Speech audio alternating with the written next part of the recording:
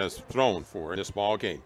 And so Summit Academy as a whole has 3 times more passing yardage than Manti. Per game, Manti averaging 150 in rushing, about 75 in passing, 225. So you're putting a lot of trust, Russ, in your defense when you get into these kind of games. You're going to have to, and Manti did do a good showing, as you mentioned earlier, against them, but they have been stepping it up every game towards the end of the season. This one, the defense is really going to have a weight on their shoulders. Yeah, and the thing about Summit Academy, they're going to come at them in all lanes and all spots out there. It's not like you can protect a certain part of the field or focus on a certain part. Summit Academy will be attacking all parts with their offense against your defense. So they've got the coin flip out here. Summit Academy the dark uniform, Manti in the lighter colored uniform for this ball game. Coming up, just ahead will be our opening kickoff of the ball game presented by Gunnison Valley Hospital. That look at the Manti Templars has been presented by South San Pete Pack, offering custom meat processing and selling Norbest products, ribeye and sirloin steaks. Remember, South San Pete Pack in center field at 528-3768. And also part of our sponsorships here are our Gunnison Valley Bank. Look at some of the data and stat, and they'll give us here the coin flip, which goes to Summit Academy to receive. They'll be going from south to north. And Gunnison Valley Bank offering checking, savings, money market accounts, all types of loans. Gunnison Valley Bank, a member FDIC and equal housing lender. So we're about ready to kick it off here. We'll try to keep you updated on scores. We'll have some of those at halftime on our post-game show here, as you've got it here for today's 3A quarterfinals in football. The other ones underway is that Ridgefield Morgan was deadlocked at halftime. Union Juab just getting underway now. And Juan Diego and Grantsville, we won't be able to really get you much in the way of scoring department on that one, I don't think, as we don't have somebody to feed it to us. So they take the field. We're ready to go, and we'll get the kickoff. Coming up as the Manti Templars will kick, and they get set up to do that here. Our opening kickoff is presented by Gunnison Valley Hospital. Whether it's a routine visit or a sports-related head injury, Gunnison Valley Hospital doctors and nurses are standing by to help the local athletes, treating local athletes for over 80 years. So we're ready to go. And first quarter, and you always talk about how you handle things, and that first series of downs for Manti would be defensively what they do here in this first series of downs. We appreciate, by the way, Les Hamilton, all his work to get this set up for us here to be able to broadcast today. It's not the biggest press box in the world, so Les has done a yeoman's job getting that set up. And boy, this field is a nice one, because I like those big numbers out there, Russ, and I can tell where we're at today on the field, and that's not always the situation. It is. It's a beautiful field, and playing on turf this late in the season really makes a difference, because the grass gets slippery as it gets cooler in the evenings. Not many of the Manti Templars are wearing those pads on their elbows. I guess they think they're not going to get any rug burns, but we'll see how that one plays out for them. And the Templars have it keyed up here. Garcia with the ball keyed up, and it immediately fell off. We've got a light breeze here, light to moderate kind of breeze. Could affect a little bit of the kicking game, but coming out of the north. So we're teed up, and the ball falls off again. And then what he's going to have to do is set that ball with a little more slope than he likes to. Yeah, and typically also refs make him go hold it if it does it again. The approach and the kickoff with the wind behind him, so you get some good height on it, and it goes into the end zone. So Garcia will put it into the end zone for the first possession of the ball game here, with Summit Academy taking over with a 1st and 10. Of course, Ivan Garcia, the younger brother of Carlo, who kicked that state championship winning field goal years back. And for the Manti Templars, that's still one of the highlights, I think, in all-time football in Manti. 4-man front look here for the Templars initially. Ball spots at the 20-yard line for the Bears. Reynolds in the gun with one running back off to his right hip. Fakes it, pulls it out, tries to sweep right-hand side, snowed under. And that collapsed on him. Heavy pressure coming through. And that was Brenton Thompson. You know, Brenton is going to be a key today. The only thing is the guy can't go 100% every play of the game, because he plays every play of the game out there. He plays both ways, unlike the line for the Bears. So a loss of 3 on the first play. Again, quick huddle. Reynolds going to fire it out into the right flat, has it complete, back inside. Oh, nice tackle put out there by Fowles. That was a sure tackle. Oh, yeah, he sprung forward and grabbed him by the legs, and it looked like the receiver thought he was going to be able to jump away from that tackle, but not with Fowles pouncing in there. Hermanson's Mill, defensive stick of the game. They're everything to do with livestock and agriculture. They run no huddle here, so play call coming from the sideline with double running backs in here on a 3rd and 11. They'll go to the long count. Reynolds picks it up. He's going to look on the sideline, right flat. Has a guy wide open there, and then down the sideline, pulled out of bounds. So, boy, that was a route. The quarterback had the time, and then you've got that perfect route out into the right flat that executed that perfectly. That was Gavin Davey with a crisp execution on the route. That's the key there. Yeah, he's the one that gave Manti the most trouble last time as a receiver when they played on this field together. So they complete that for the first down, the first down of the ball game. A presentation of lazy deep pond. Reynolds 5 yards deep, and they'll throw it out into the right flat. Isolate there, cut back inside, and a pickup of about 7. They'll dissect you one way or the other. And you've got veteran coaches here that from this sideline that offensively can mix it up. No huddle after the pickup of 6 on first down. 2nd and a long 4. Handed off, running back left-hand side. And Talmadge Brown is hit and goes down after a pickup of about a yard on that one. Yeah, Jason Henningsen in on the line. He was the first one on the tackle, of course. The whole defensive line looked like they collapsed on that. So they will go now on a 3rd down and 4, again out into the right flat, and a little bit of pressure from the outside caused Reynolds to deliver that one too far outside. He was again looking for that out pattern on the deep right in a punting situation here for the Summit Academy Bears. So the ball just inside at the 49-yard line of Manti after that pass incompletion. So they will set the punter back at about the 37-yard line. That's a long, he's way back there. He's 13 yards off. Gets the snap, a little bit to the right, shanks a little bit to the right-hand side. You know, I don't think he really had his balance the way he would want to kick that. He really was angling right, and he wanted to intentionally do that, but not that much. So Manti's going to take over with pretty decent field position here at the 35-yard line. Yeah, good field position there. Manti pursued in on that punt also is what I was watching for, because you had about a 4-yard that they needed to gain to get first down. You could get that on a penalty. Manti, of course, defended that pretty well, came in strong. We're in the first period with 10 minutes remaining. Manti from the left hash, wide side of the field, near side, handed on a dive to the outside to Fowles, cuts back inside. Fowles actually has more yardage on the season than Talmadge Brown does, but they're pretty close in there. And the yardage gained, and Fowles, one of the top rushers, gets a 3-yard gain on first down. Fowles did, and it looked like the play was intended to go left, and when he approached the line, the hole had collapsed. He cut that to the right and then made it around the corner. He had to cut it again to the left after he was past the line of scrimmage. Well, some big beef up on that front line for that 4-man front here for Summit Academy, and play blown dead. And a flag out there. Somebody moved too soon, I think, on that. And this will kill you when you're underdog like Manti and you can't afford errors that cost you 5 and 10 yards. And right here they have a 2nd and 7, and you give up yardage was the receiver that moved too quick. I couldn't quite tell. You know, one of the things you mentioned this press box, we're a little bit lower than some of our other press box to try and see the receiver on the other side over the rest of the players. So after the gain and then the penalty, they're back to a 2nd down and 12. Speed back motion right to left. King rolls right. He's got a receiver open, but he comes across the middle and has it complete. But he had wide out here. His tight end who had flushed out to the sideline. That would have been a long throw, but he threw it instead of going to the sideline to Barson. He came inside, gets the pass completion for about 7 yards. And Dallin Cox, the receiver on that, across the middle.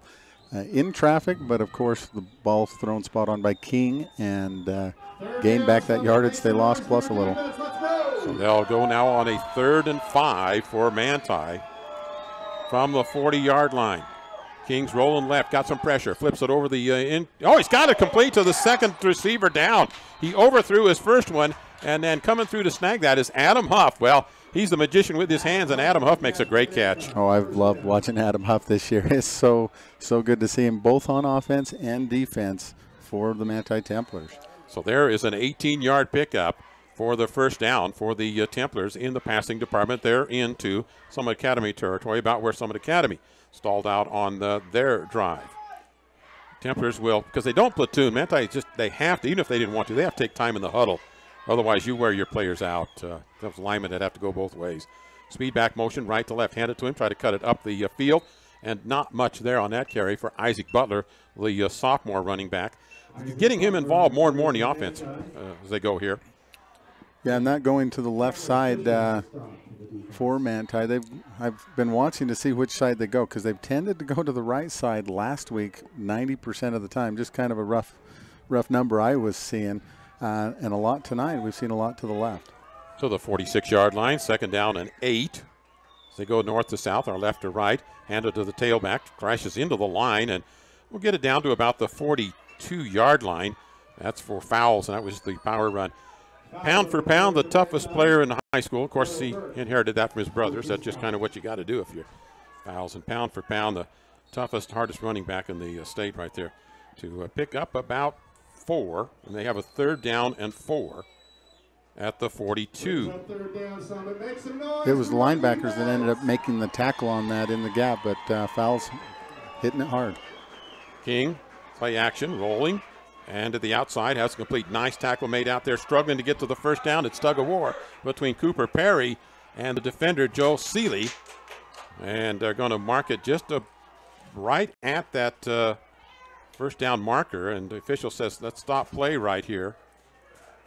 And then they'll throw it first down. The ball was sitting right there. Yeah, the ball was right at the chains. So he made it, and he got it by that last yard was him just tug of war with the defender trying to drag him down, and he reached the ball out as he went down to get that first down really close to the marker.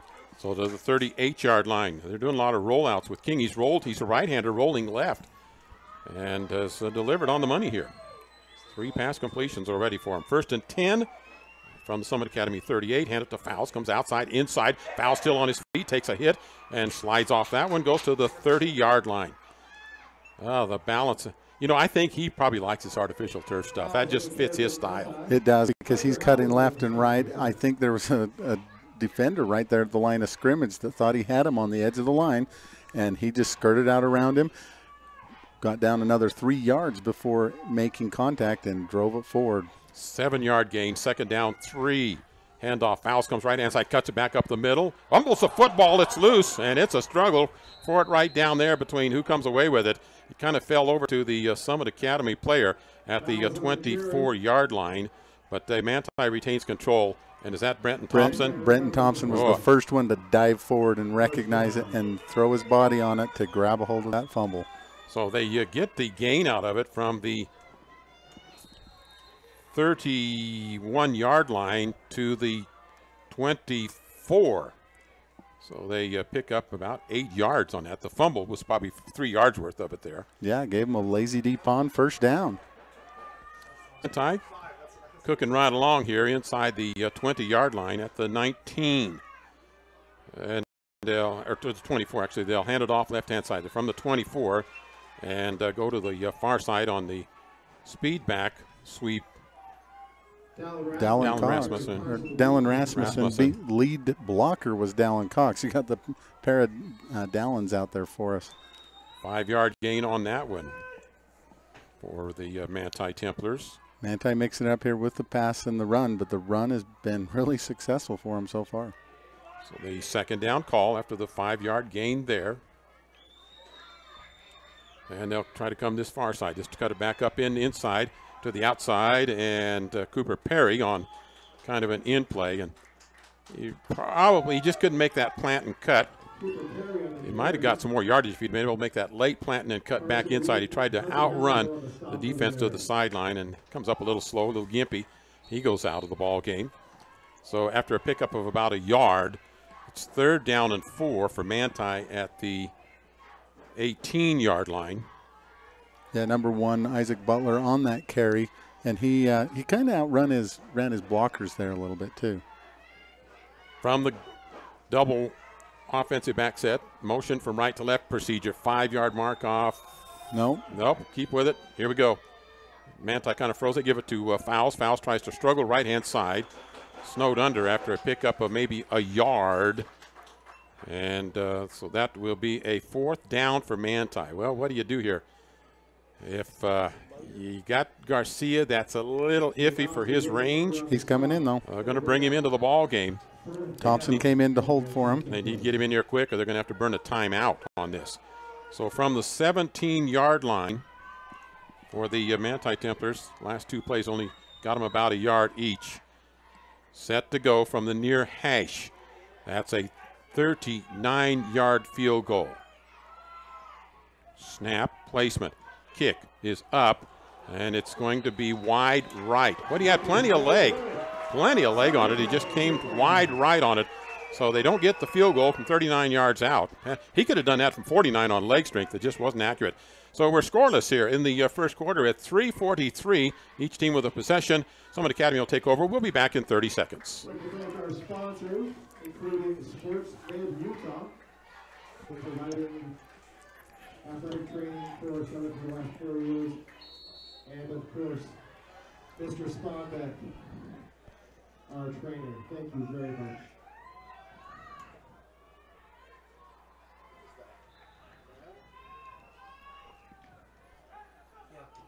Calvin Brown on the carry for the Bears.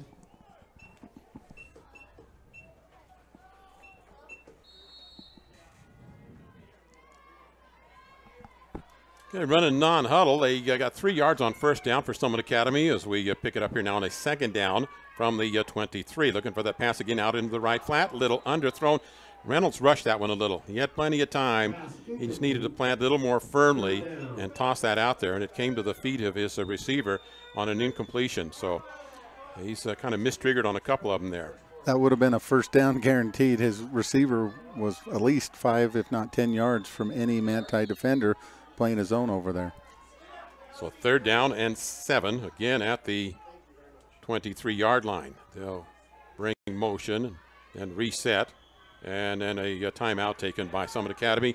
Not happy with the offensive set. Les Hamilton says take timeout.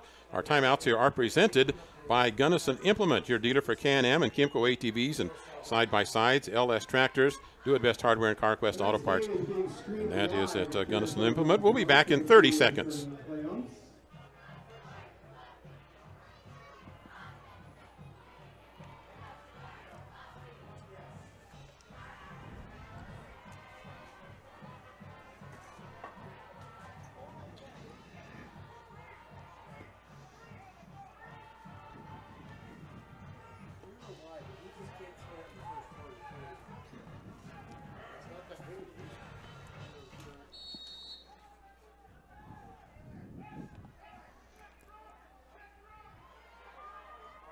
A 3rd down and 7 for Summit Academy. 2 running backs to each side of Reynolds. Audibilizes at the line. You're going to switch it off now. Bring a motion to the right-hand side in the pocket. Sets, throws, has the receiver wide open right in the seam, and got it complete for the first down. He had plenty of time to survey things there, and he got it popped right over the middle into the hands of Gavin Davey for the first down. And that's what was eating Manti last time. Every time they got Summit Academy in a 3rd down situation. 15-yard completion for the first down. That's the 4th first down for them here. It's a draw play piled up kind of at the middle after a pickup of about 3 yards on the first down call to the 40. They can mark it to 41, I believe. So they'll give him 3 yards on that one. Senny Latu and Jason Henningsen rotating out. Senny in on the field right now. No huddle. They'll run from the far hash, wide side of the field to the left, hand it to the running back. Brown comes to the right-hand side. Talmadge Brown turns the corner, has the first down, cuts back inside. Driven out across the way by Tanner Rasmussen. Patient running. He was very patient with that. Just let things develop on the outside with the blocking. He did, and he got that first down. Tanner Rasmussen coming from a linebacker spot to make that tackle. He didn't play in last week's game. Coach said he will only be seen on defense this week. 12-yard gain and a first down, and bring motion out of the one running back, handed on the draw play up the middle, and Talmadge Brown goes to about the 41-yard line. So we've got a pickup there of 6. Dallin Rasmussen on the tackle there. He actually stripped the ball, but after the running back was down, and he was saying, hey, ref, I've got this. It's our ball. At the Manti 41 for Summit Academy here in the late going of the first period. And they'll hand it to the running back. Look to the read to the outside. Taken down. Nice. Come up and tackle. That could be a tackle of the ball game situation right there. With Dallin Cox, who's playing really well defensively. And defensive player of the game, Hermanson's Mill. Everything to do with livestock and agriculture. Oh, yeah. Dallin slid in there and hooked him in the legs and also hit him hard below the knees to trip him up behind the line of scrimmage. So they've got a 3rd down and 3 for Summit Academy at the 40. Hand it to Brown. Boom, bang, and it goes to the right-hand side. Going to be a little shy of the first down. But again, it's Dallin Cox, a part of that defensive repertoire in there. He's playing a heck of a game right now. He's kind of undersized, but he's getting her done. There's a little rotation coming onto the field for Summit Academy. Brenton Thompson making the first hit, and it slid off sideways as they got about 2 yards to go, and they're going for it on 4th down. So the 4th and 1.5 yards. Quarterback keep handed off left-hand side. I think he got the first down. Coming through trying to make a dive at him was Cox, and he did get a little bit of the ankles, but I think on the forward dive, boy, I don't know. Depends on they which. They didn't mark it where I thought they would. That's going to be a turnover on downs. It's a turnover on downs where it sits. The ref on the other side actually had it called a lot closer than that. So we're seeing what the refs are trying to decide if they're. Well, they say it's Manti held on downs. Boy, that's a moral victory, if nothing else, because Summit Academy was driving. And Summit Academy is running that no huddle, and what's been very effective. I've got to be honest, I'm a little surprised that they didn't float something out in that right flat with the passing attack, because that's worked very well. That's worked very well, but it's all been on this other side of the field because Manti's done a good job of keeping it down here. Now they need to get a play in here. Thompson bringing the play in to King in the huddle, and they need to get up and get this ball snapped because they took a while to get to the huddle. So the Templars, after the missed field goal, handed off, comes right-hand side, ball scrambling around, and we see what we've got here. That wasn't real clean exchange on that, but looks like they're going to leave it with Manti. Come up with 2nd down, but it's at the same spot. Same spot. So that's the situation for them right there. And it'll bring up a 2nd down call. Still scoreless in this game. So the 38-yard line for Manti. Rolling left, King going to flow it down the field. He's got a receiver open, makes the catch at the 35, the 25, the 20, and down inside the 15-yard line. Boy, Kyle King did a great job of rolling left and throwing that back across his body to Travis Thompson. Now, Thompson was the quarterback early in the year and then made the move over. And Thompson has caught a pass from King in every game since that switch to quarterback as King's leg got healthy again from his spring injury that he had. And Thompson has been big time on the yardage on the receiving for King this year. Every game he's caught one of those since that transition. To the 10-yard line. So that was a big pickup there on that pass play on the left flat or left sideline. Templars threatening at the 10. Bring motion right to left. Hold it. King's going to look. Going to come back across the middle. Incomplete. Receiver didn't find the handle on it. Well, he fired that thing. And what I like there is how Kyle King checked down to the secondary receiver. He did. Thompson was the targeted receiver on that. And just as the ball got there, number 7 for the Bears, Hunter Housel was the one to lay a lick on it and knock that ball loose. So Manti looking at a 2nd and goal just right inside the 10, just barely. Wide side of the field right, they'll bring motion to that side. And King's going to roll to the left-hand side himself. He's going to tuck it. He's going to go and gets down to near the goal. Touchdown. Touchdown, Kyle King scrambled to the left-hand side. He kind of dipped that shoulder right at the end of it and puts it in from 10 yards out on the rollout. And the Templars score at the 18-second mark in the first period to take the lead. Yeah, taking out the pylon there in the corner to score that touchdown as they set up for the extra point. Well, now the chance to go up by 7 here with Thompson to hold. Ivan Garcia to kick. High snap. It's down, though. The placement is up, and it's good. So Manti with the king run of 10 yards, point after is good, and Manti has taken the lead 7-0 over Summit Academy. Back with the kickoff in a minute. I'd like to thank some of our sponsors, the Acadia Group, Superior Auto Body, First Colony Mortgage. Thank you for supporting Summit Academy football.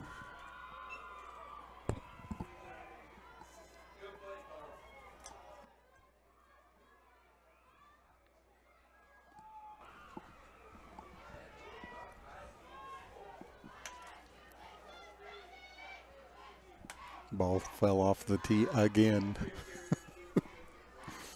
He won. Cal McBrown and Parker Clausen back to receive for the Bears.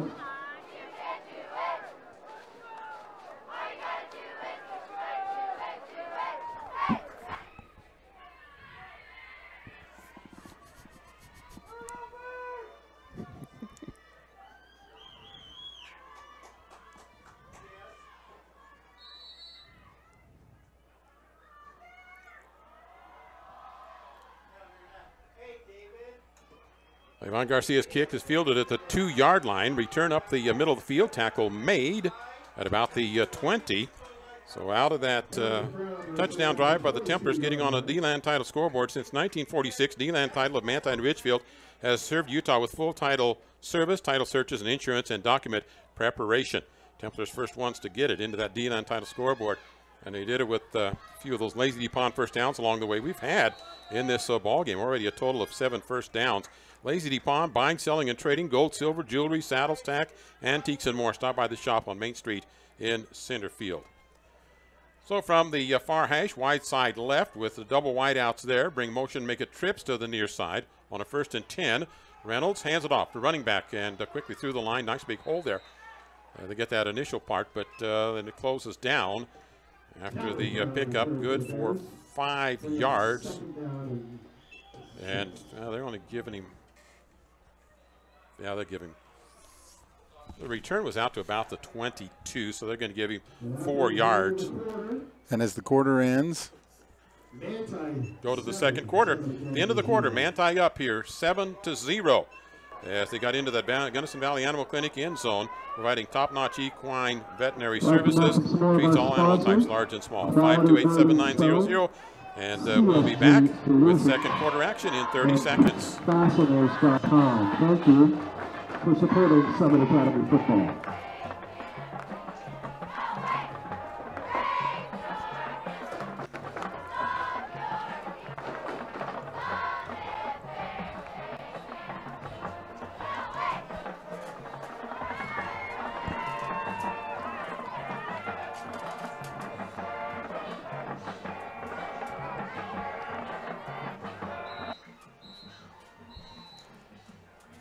Well, we're back here with second quarter action. Back here with second quarter action. Manti up 7-0 on defense after the 4-yard gain by Summit Academy. A second down and 6 as they go left to right now. They'll have the wind at their back and double back set with to bring motion and again go trips to the left-hand side. Templars will bring the safety over and cover and have some running room out there for Brown. Gets a loose and stays in for the first down to about the 38-yard line. Now, Brown is not the most elusive running back, but he's power. He's got some built well and close to the ground there, and with some power running, he gets it out to the 38-yard line on a nice run there. With that weak side run, he was able to make 5 yards past the line of scrimmage before any contact. And we'll go to the right-hand side. Hayden Davis keeps it himself. Flag comes flying down.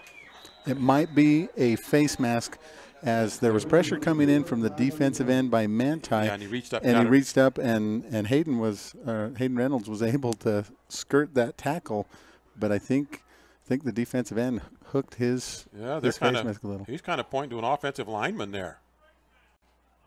Yeah, they did get the face mask. I don't know. Maybe one of the Summit Academy kids was just saying something. The referee was telling him settle down. Yeah, and that's interesting because there wasn't much of movement from the head, so I didn't notice it as much until the flag came in saying, "Oh, yeah, I think he's going to throw that." So they get the first down on the penalty to the 46-yard line, and need to set your yard markers across. Well, okay, first and First and three, I guess, after that. I wonder if the downs are correct. Here's the throw out into the left flat, incomplete. And Reynolds takes a hit from Dallin Cox, who's been, he's been in that backfield a lot today. He was, and with him was Brenton Thompson and on the initial pursuit, causing the rushed throw. I almost didn't see a receiver out there on that far side of the field where the ball went, but he threw that away to bring up second down and try again. Parker Blake, snap and center here for the Summit Academy team. Trips left, right off the initial set, no motion. Going to look for the quick one out into, almost intercepted, knocked down in that zone drop by the linebacker, Dallin Cox. Are we calling his name a lot today or what? Hermanson Mill, everything to do with livestock and agriculture, and Dallin Cox in our defensive efforts. Oh, yeah, and one of the things, he would have caught that if he was 5 yards deep or had more distance between him and the quarterback. It was a bullet thrown, and he was so close that he just quickly got his hands on it, didn't quite pull it down. 3rd down and 2. We're going to talk about this zone defense a little bit. They'll ride it, keep it. Reynolds, he's hit, goes down. Tanner Rasmussen. Yep, the big linebacker comes through. We've got Hanky on. Oh, that's his cloth. That's the quarterback's cloth. So he gets tackled for no gain. Brings up 4th down and 2 here at the 46-yard line. We're early in the second quarter at 11-10. Manti leading 7-0. Les Hamilton says, bring on the punt unit here on this 4th and 2. That was awesome how Tanner come up and plugged that hole. He was reading the play. It looked like it was going to go for a first down, and he came and hit that hole hard and shut that play down. Yeah, they'll close the gate here, and the punter, Ariano, boots it out of there. And Templars don't have anybody real deep there. They're hoping this will get into the end zone, which it does. Trying to get down there quickly was Braden Briggs, but he couldn't get there in time. And so it'll be Manti at the 20-yard line with a 7-0 lead when they set offensively here.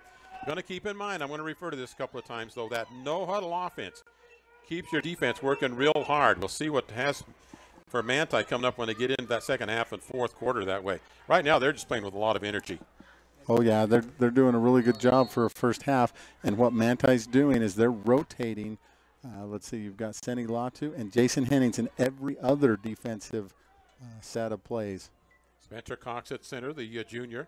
Templars will flip-flop, bring the tight end set to the left, try to hand it to the left-hand side. And not going to have a whole lot of yardage there, but a lot of just keeping it alive and keeping the feet going there for fouls. And he's getting his percentage of the carries today, as you would well expect. And he's carrying a lot of the load right now for the Manti Templars. You know, and ahead of him there was Jet Jensen, and I saw the best game I've seen out of Jet this year was last week, and he was getting a lead block on that for him. So Manti right to left here, south to north in the white uniforms, and they'll shuffle the line up again. That'll shuffle defense. And the pass across the middle has it complete, zigzagging out of it. Fouls to the outside, to the sideline, to the 40, and to the 45, the 50, the 40. And down to the 36-yard line for the Manti Templars. Will you get it to fouls in the open field? And watch out, he'll go to work. Excellent job of him getting open, turning. King delivered right on the money. And he fouls, of course, quick. Reset and started heading downfield, juking and jiving around all the defenders. He didn't, it took 2 of them to take him out of bounds. Where did we end up? On the 35-yard line on the other side of the field.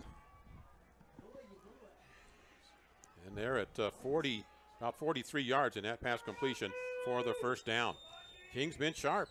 Handed off right-hand side to Fowles. Cuts back inside. Didn't have really much there. He thought about trying to go outside, but you know, lateral pursuit's pretty good. Wasatch Academy, or this Summit Academy team.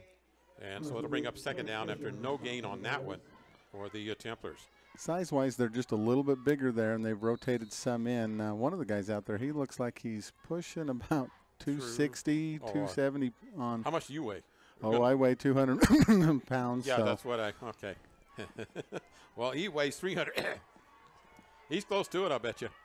Second down. Pitch. Oh, Fowles mishandles the pitch. Has to not watch that into his hands. Yeah. And that's the 3rd ball that's gone off the ground from that exchange between quarterback and, well, the first one, I guess, was at the end of a play. But all 3 it must be affecting them a little bit to have the cold weather out here. That makes your hands a little bit more numb. And yeah, and he's just got to watch that into his hands. He was already trying to figure out where he's going to go upfield. And now Manti's recovered every single one of those yet, so we don't have any turnovers in this game. Here in the second quarter, Manti leads 7-0 with 8:40 remaining in the second quarter at Summit Academy.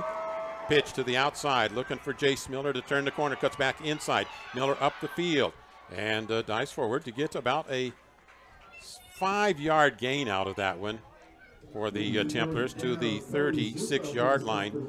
And slow getting up for Manti is Brody Barson, the tight end spot. So Manti gets a good, solid 5-yard gain there. Barson acting like he wants to stay in. That was a good run by Miller, and of course in this section of the field too far for a field goal, so it brings up 4th down territory because there's no point in punting this, just to push it maybe 10 yards. Cooper Perry comes in as the Templars look to try to get to that Gunnison Valley Animal Clinic end zone. 4th down and 7. Sweetback clears. He'll set to the left-hand side in the slot, bringing back again to the right-hand side, that being Dallin Rasmussen. And Manti will take a timeout here. They were trying to draw. Good discipline by Summit Academy. They were trying to draw Summit Academy across, get that 5-yard mark off. We'll take a 30-second timeout. Timeouts are presented here by Gunnison Implement. We'll be right back. I'd like to thank some more of our sponsors: York Heating and Air Conditioning, State Fire DC Specialties, and once again Sports Med Utah, and our fantastic trainer, Mr. Josh Spongbeck. Thank you for supporting Summit Academy football.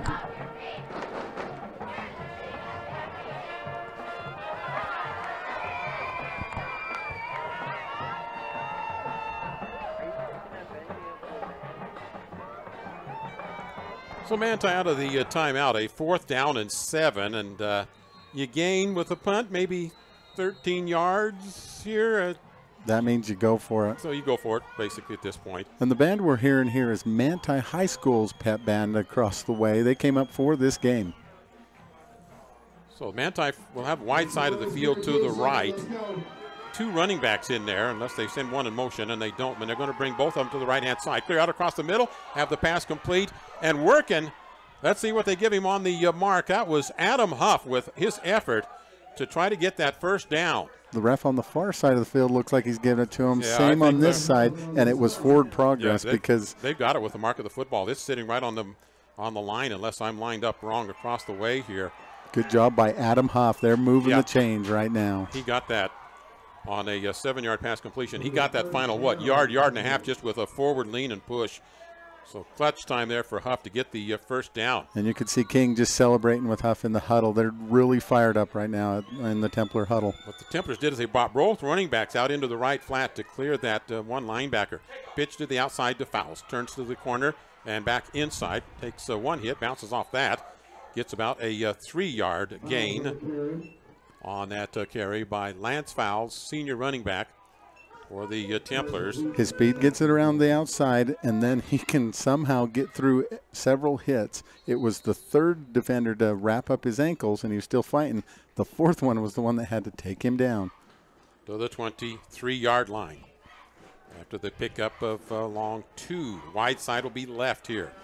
This second quarter of play. They'll go with a strong side right set. That's the narrow side here to set the H-back inside the flanker. And they're going to take another timeout here. They didn't have the offensive set they wanted, so the Templars will burn their second timeout at the 6:41 mark here. And Gunnison Implement, your dealer for Can-Am and Kimco ATVs and side-by-sides. LS Tractors, do it your best hardware, and CarQuest Auto Parts. Gunnison Implement, timeout here on the field. Coming up at halftime, we'll share some scores with you. Beavers leading American leadership at the end of a quarter, 21-3. Halftime, Delta 27, North Sevier 14. Morgan and Richfield, defensive struggle, but there have been some points scored in that one, so we'll share that one with you when we get to halftime in that ball game. And right here at 7-0 right now with Manti leading Summit Academy here in this second quarter of play. And we're midpoint of the second quarter here for this one. Thompson had lined up as a receiver on the left side before the timeout. Now he's on the right-hand side. He is the go-to man a lot of these times, and Adam Huff is the other that I've seen. Yeah. Going to fake it, reverse it, hand it off the trap around left to right, turn in the corner, and we've got a flag. We're going to have a holding call. Going to bring it back. One of the Templars' offensive linemen got the wrong angle there on that run by Dallin Rasmussen. So it's going to cost the Mantis what would have been a first down carry that went for 9 yards. We'll come back, and you can, it just pretty well was obvious out there as they tried to turn that corner. And that running back was making a little inside step and then came outside. And it looked to me like the hold really didn't have that much influence on that play. Yeah, I think, and he got the first down out there with Dallin Rasmussen being the ball carrier. But instead, we're marching it back. Penalties haven't been that big of a factor for Manti as we've seen earlier in the season. So that's a good thing, but this one does hurt. Yeah, this one's going to put the ball to the 33-yard line. So it gives them second and long. They have to get to the 15 for a first down. They're out at the 33. They've got 18 yards to go. Just a couple of downs to do it. King under center this time. Drops into the pocket. Going to plant. Going to look to the right-hand side. Looking and overthrown as he tried to fish it out there to Travis Thompson. King is really, he's junior quarterback. Of course, was hurt. Couldn't do summer ball. Couldn't do fall practices. Couldn't do anything for about the first half of the season. And has been able to get into that quarterback spot. And he's really settled in and doing pretty good. He's got the arm, that's for sure. Yep, and Thompson then moving to wide receiver and playing a lot more on defense has settled in there too. So under center on the third down. Bring motion from left to right with Rasmussen. King in the pocket, rolls, comes back across the middle, incomplete. Good coverage out there. Credit that one to Hunter Housel, a senior linebacker for Summit Academy in the coverage to make sure that one doesn't go in for a completion. And it brings up fourth down for Manti at the 33-yard line. Yeah, Housel had perfect timing to arrive and make contact at the same time as the ball arriving. Makes it very hard for the receiver to make that reception, especially when you don't even see the defender coming at you. Templars taking a lot of time in there, finally going to bring in the play from Travis Thompson, but they're going to have to get to the line and run this one pretty quick or they're going to get another 5-yard mark off. King will run from the gun with Fowles beside him. Set, snap. Oh, mishandles it. Picks it up himself, and down he goes. Well, they gave up a lot of field position with that fumble snap, and they go clear back to the 46-yard line. And that's where Summit Academy will take over. So yeah, that was a 15-yard differential at least there with the mishandled snap. Yeah, and King picked it up and turned around hoping to make something of the play, but there were two defenders there immediately, and that gives Summit Academy excellent field position to get a chance to get a score before this half ends. We've got how much on the clock, Larry? 6:18. 6:18 on the clock. That could be a pivotal point in this ballgame. We'll see if that ends up being a Gunnison Valley Bank pivoting point of the ball game. Serving the area for over 100 years. Gunnison Valley Bank, 1st and 10, 46-yard line. Summit Academy in the pocket. Time, going to throw, looking long. Wobbly one, but he's got a receiver down there, makes the catch.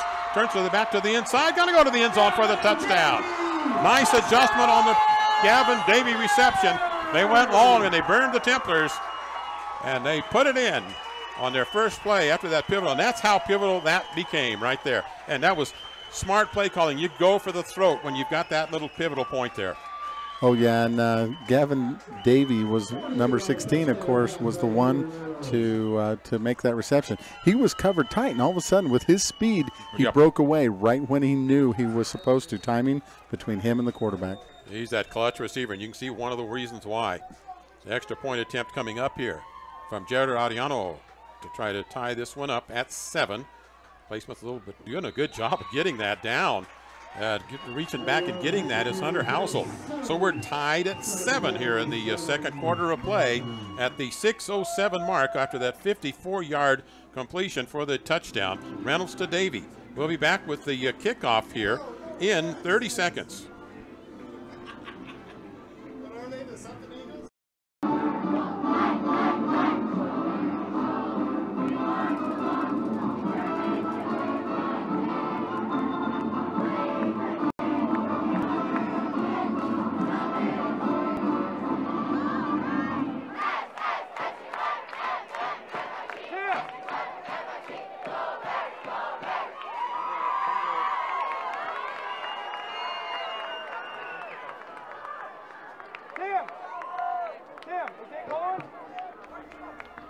Fowles and Huff. Kickoff coming up here from Summit Academy. Dark uniform going left to right here in this second quarter of play. Manti to receive at the 6-minute mark in this second period. We're tied up at 7. They struck long and hard and connected. And there was plenty of time, not much pass rush either, so that offensive line, got to give them some credit. They got the job done that they needed to give Reynolds all the time back there. And 3 plays that turned it around. Kickoff that's going to go to the sideline and into the end zone. So it'll come out to the 20 for the Manti Templars. Take over 1st and 10. Well, we'll see. That was a pivoting point for a score. We'll see what happens here now in the next 3 to 4 downs for Manti, which has been able to move the ball fairly well. They've got a much more astute passing attack than they did the last time these two teams had played. And they'll go here from right to left. They'll be into the wind here in this point in the second quarter. Manti has already burned a couple of their timeouts. Gunnison implement timeouts. Your everything store, GIC. Gunnison implement in Gunnison. King under center. Pitch to the outside to Fowles. Inside, Jukes outside. Comes around the corner to the far side and picks up about 4 yards. I'm not sure where he stepped out. We'll see where they mark it across. Give him almost 2.5, so not quite as much as we thought. And second down and long 7 after the 2-yard gain there. The workhorse, of course, being Fowles here for the Templars on all these runs. It's good that he has good conditioning because it's a long night doing it as much as he is. Second down. King in the pocket, play action, throws across the middle, has it complete right in the seam. Boy, that's amongst a bunch of defenders, but he got it right in there. 5-yard line with the pass completion to Cade Nichols. Wow, Cade Nichols, excellent reception. I had to wait till he stood up and the defenders got off him to even identify his number because there were 4 guys that just quickly collapsed around him.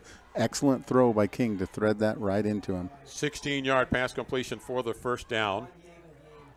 And it's going to be wide side left here from the 36 for the Templars. So they got out of that deep pocket that they were in. They'll bring motion left to right. Hand it to the speedback, trying to turn the corner. Does. It's around the far side. Rasmussen picks it up outside the 40. And so there's a good run there on first down on this speed sweep. That's the same play that would have got him the first down if that penalty hadn't been there. That's there for the Templars because the Summit Academy Bears are keen off of fouls there. Yeah. And it's opening up for the other runners. Almost an 8-yard gain, second down at the 44-yard line. Manti's wide side left, King under center. Speed back motion left to right. Handed off, not going anywhere for Fowles. He keeps working, got back to the line of scrimmage. That's about all. That interior right now, that belongs to Summit Academy. They've kind of taken over control of that interior of the line right now. So they are going to give him a good, healthy yard pickup, and that was all on his own effort. He just somehow got in there and pushed, and it'll be 3rd and short here at the 45-yard line. As Dallin Rasmussen brings in the play for the Templars to the huddle. So 3rd and short here. See if they even bring a speed back in motion. Wide side is to the left. Rasmussen will go there, cut it up the field, and he's got the first down with a couple of yards on top of it. So a 3-yard pickup there for the first down for the Templars. Started this drive at their own 20. 4:31 remaining, second quarter. We're tied up at 7. And this Manti and Summit Academy matchup. That went on the right side, and like we mentioned in the beginning, drives for Manti, they were a little bit going heavy left, but now they're going right a lot more. Home side field. Exactly, home side field, and you've got Jet Jensen and Brenton Thompson leading the way on the guard and tackle spot. For them, home side, their team side of the Fowles to the outside, inside, back to the outside, and gets it to the 45-yard line. So a pickup there of 6 by Fowles on first down. That's an excellent pickup, setting up an easier play call for Manti. Very manageable second down. Fowles making it to the backside there, opposite of what we were talking on the left side. You've got Eli Butler and also Cade Breathwaite as the guard and tackle on the left side. Lazy D Pawn buys, sells, trades, gold, silver, jewelry, saddles, tack, antiques, and more in center field. Sponsoring our first downs. Manti looking for that first down on 2nd and 4. Rasmussen will go motion from right to left. Set there, bringing back left hand, right hand side. Hand it to him, turn it up the field, and they'll get about a yard. That'll be about all. As they stayed home really for Summit Academy in that double motion. They stayed home, had a person right in where they needed to be, and Rasmussen and a defender both a little slow getting up, and Rasmussen slower to get up here. He took a his teammate goes over and try to pick him up. No, you don't do that. You know, they're going to take a timeout on the field here after the 1 yard gain by Rasmussen. That when he doesn't want to get up, your teammate, don't try to drag him up. That could hurt things even worse. And they'll attend to him here. We've got the injury timeout. Present a guy, Gunnison Implement, your everything store, GIC Gunnison Implement. Clean Cut Roofing sponsoring offensive player of the ball game. Give your home a facelift with a new roof and siding with ideal financing, low monthly payments. That's right, you can get financing. Clean Cut Roofing and Siding, 427-3205.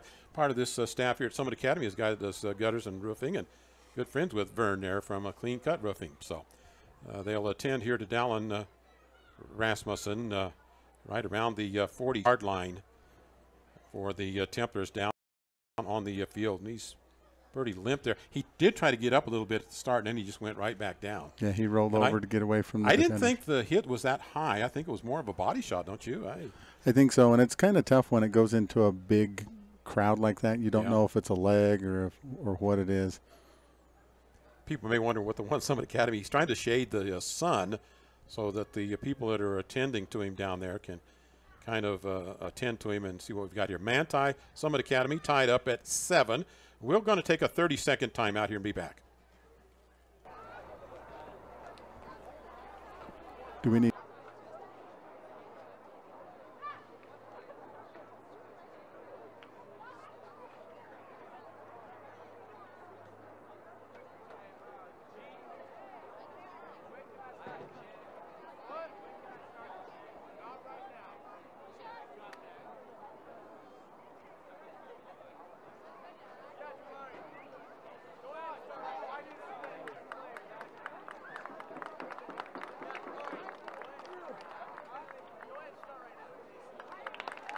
Up here. He'll go to the sideline. Key player for Manti offensively. And he's not like limping or anything, so maybe just really got, if he just really got his wind knocked out of him or something. Like I said, I didn't really see a higher body shot that would indicate concussion kind of thing. But yeah, I was thinking it was either one of those two. It's hard to figure out without being down there, but he did not have any limp or anything. So it's 3rd down and 4 for the Templars. Fouls, they fake the pitch. King's going to look to the sideline. Got a receiver down there. Cannot make the reception. Just a little high for Brody Barson. Barson's not as fast as Huff. And if you're just used to different receivers, Huff could probably get to that point. Barson not quite fast enough to get there, and it's an incompletion. Yeah, I think timing was a little bit off there, too. He turned and looked too quick. He could have been farther down the field if he was focusing on his held him route. Up. Yep. That held him up. The defenders were right behind him. But excellent job of King to put it where only it was touched by Brody Barson, just off his fingertips.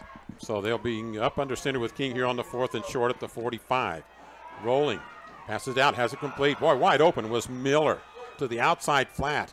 He turned, and Jace Miller, the junior, makes the catch for the 1st down. Nice play call because everything was dropping deep there, and the Templars came right underneath with the running back out in the flat. Yeah, Miller typically coming from the backfield as a receiver there, do a little blocking and then hit out to the flat.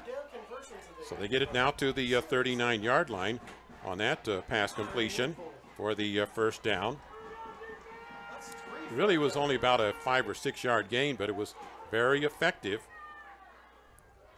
for that 1st down. Brody Barson rotating off the field. Wide side of the field to the right. King is under center this time. Their strong side right. He's looking to throw it across the middle, and it's going to be picked off. And then we've got a flag coming in too, but I think that'll be a Manti penalty, and the interception across the way, and we'll take it out of bounds. But it's the rush coming up front by Summit Academy that forced King to throw too soon, and that's one of those. That's a young quarterback mistake there. He probably should have just held it, ducked under, tried to step up in the pocket. Instead, he tried to throw it long and get it over the middle, and it was just cherry picking out there for the safety deep. Yeah, that pass rush was very quick, right in his face immediately as he, he takes the snap. We'll see what the call is from the ref. Ineligible downfield, so that's declined. He had an offensive lineman. Maybe that's why that guy wasn't blocked. Maybe the offensive lineman had taken off. Yeah, it may have been a screen pass, but you got to check your block a little bit longer on a screen pass before you release to block on that screen. So the Manti Templars turn it over, and after that turnover, Summit Academy will be in business at the Manti 48-yard line. And they run basically 2-minute drill all the time anyway, and they've got a scenario here to do it at 2:15. Let's see if Les Hamilton decides to go long on first down here from 48 yards out. Its safety is about 14 yards off. He'll come in motion with the motion man, and it's the draw play, and Reynolds takes a hit and goes down. Going to be a loss of a couple of yards. I think they'll give him forward progress to the 50. But doing a good job of staying home on that one is Tanner Rasmussen and Thompson, who stayed in and didn't let that quarterback draw fool them at all. Oh, yeah, and you also had Dallin Cox in on the tackle, and Brenton Thompson and Cade Breathwaite all collapsing in. Second down and 12 from the gun. Reynolds looking to the right flat, has it complete. That's been effective for him all day long to Davey, and is driven out of bounds. On the tackle is Cooper Perry. But first down, as they've been very effective. I'm almost surprised they haven't gone to that play more. You know, I just keep going to the well until Manti figures out, because he's isolated out there and he's such a good receiver. Yeah, Davies even lined up with an excellent cornerback in Fowles. Of course, Fowles doing a lot of running tonight anyway. So first and 10 at the 32-yard line of Manti, and they will go. They'll have to take a timeout. They had too many people going too many places here. And that's smart by Reynolds. Take the timeout. Saw that things were discombobulated. And we'll take a timeout for 30 seconds and be right back here. Timeouts presented by Gunnison Implement.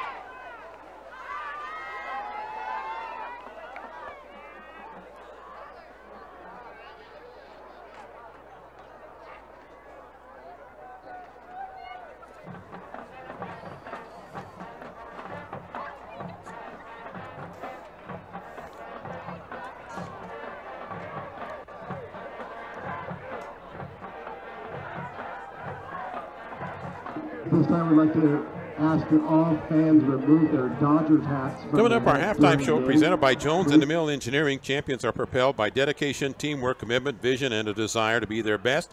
At Jones and DeMille Engineering, your local award-winning engineering firm. So first and 10, 32-yard line. That pass again out into the flat was complete for 18 yards in the first down. And they'll go with double wides left. Bring motion to overload trips to the left-hand side. Templars shift the safety, and they look to the right-hand side and try to throw it short in the coverage.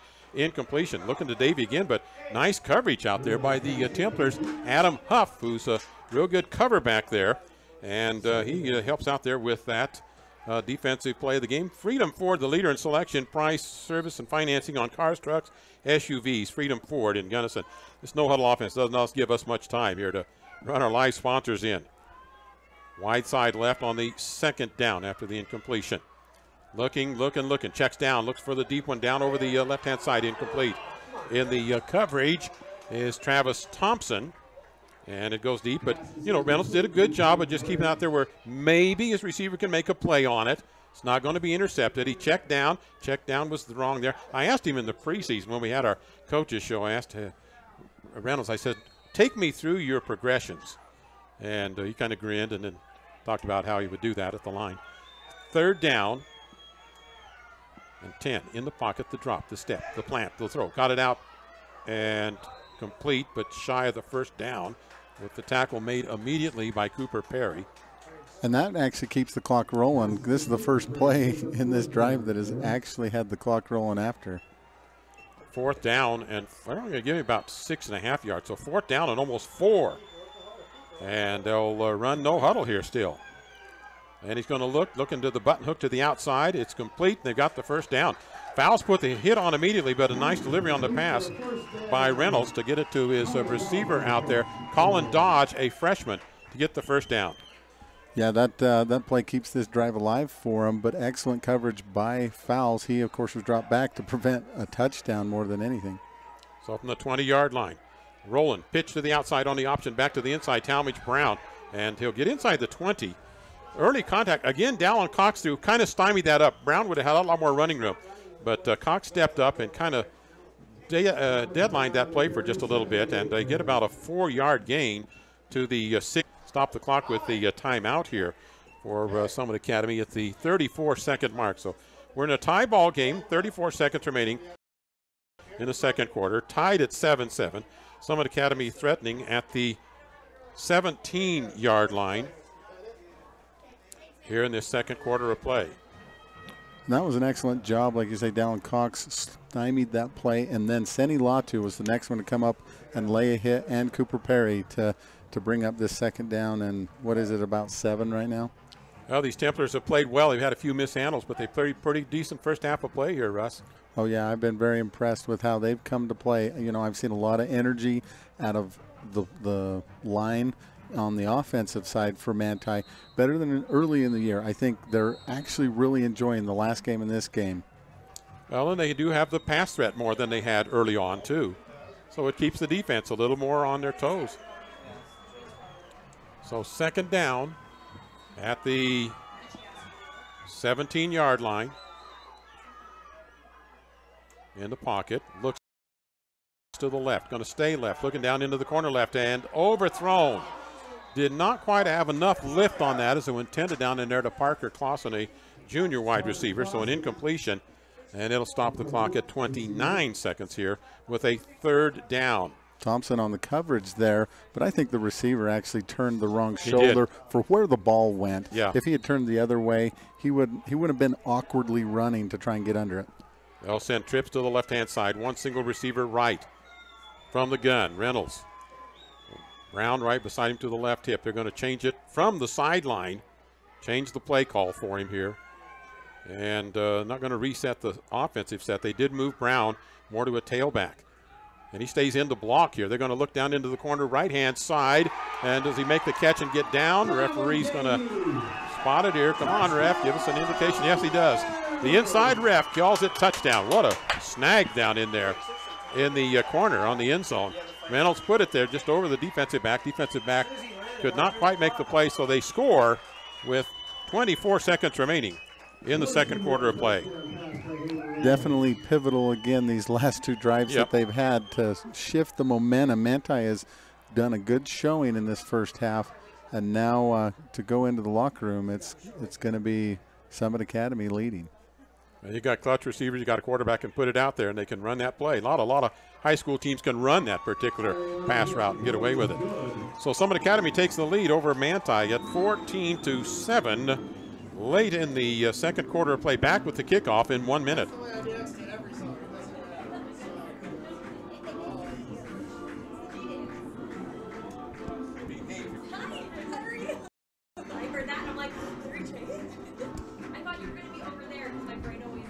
No.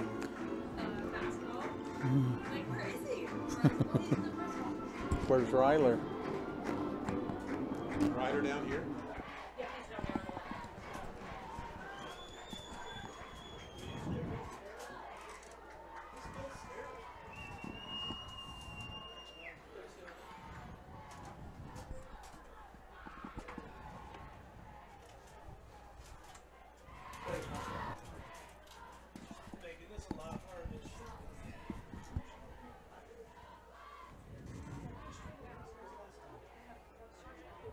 for Manti.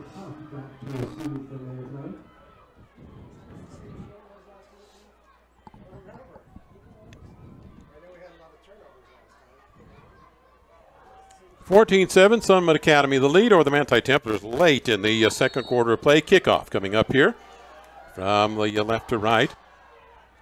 And it is fielded by Fowles. Picked up out of the air at the 2-yard line. Really accelerating right-hand side, breaking into secondary to the far side. Still on his feet at the sideline. Fowles.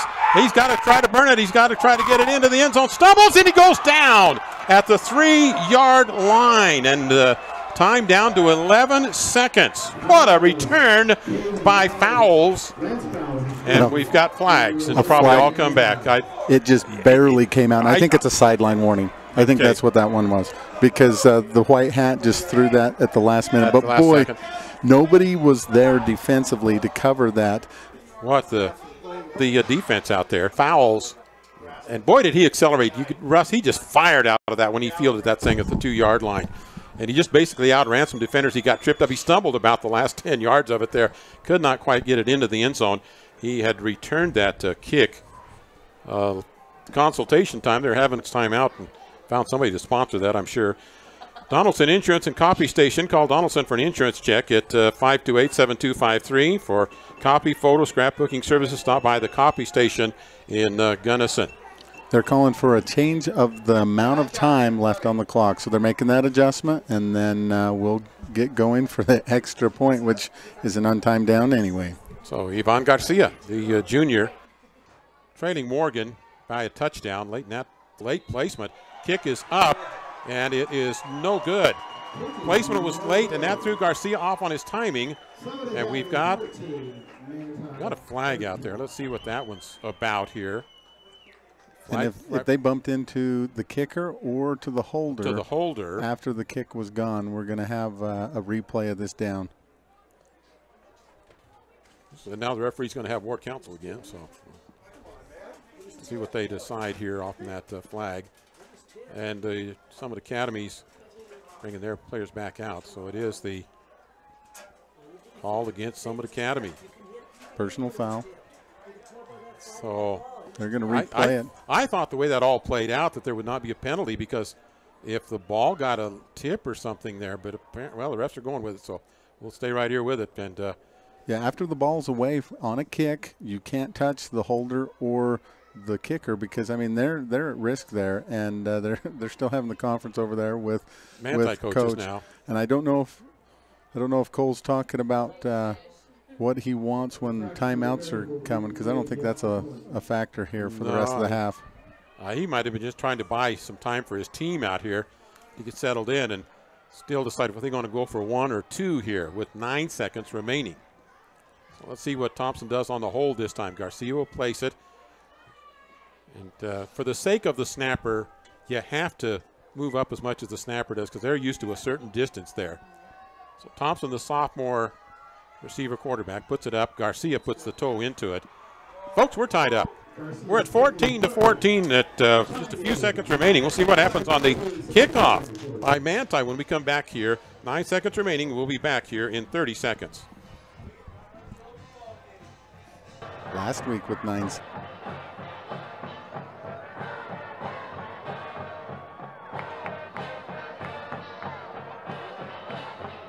Ladies and gentlemen, make sure you visit the snack bar where we have Chick-fil-A, hot dogs, all kinds of liquid goodies for you as well. Thanks for supporting Summit Academy football.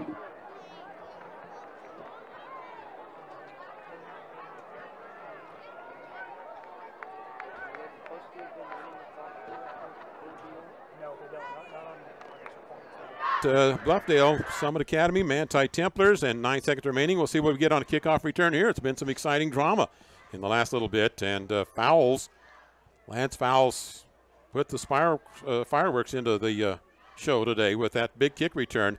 Boy, that kind of takes that momentum thing and puts it right back in dimension, Russ. Oh, yeah. When you got a tight score going into the halftime like this, it's really good. We just got to get a good kick here as he lays into it now. Garcia's kicking into the wind, so it's going to shank out to the right-hand side, probably go out of bounds, and it does across the way.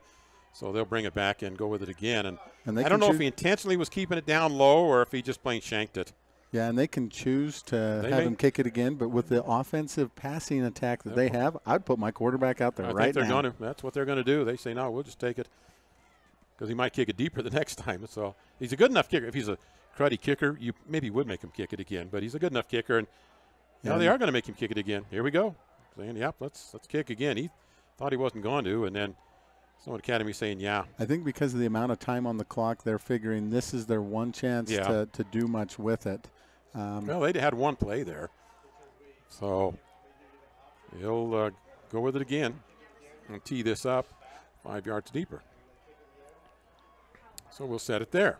Now, with 9 seconds left last week, Manti was tied 14-14, and then, of course, we had that goofy safety that that happened with a block in the back inside the end zone after the clock expired.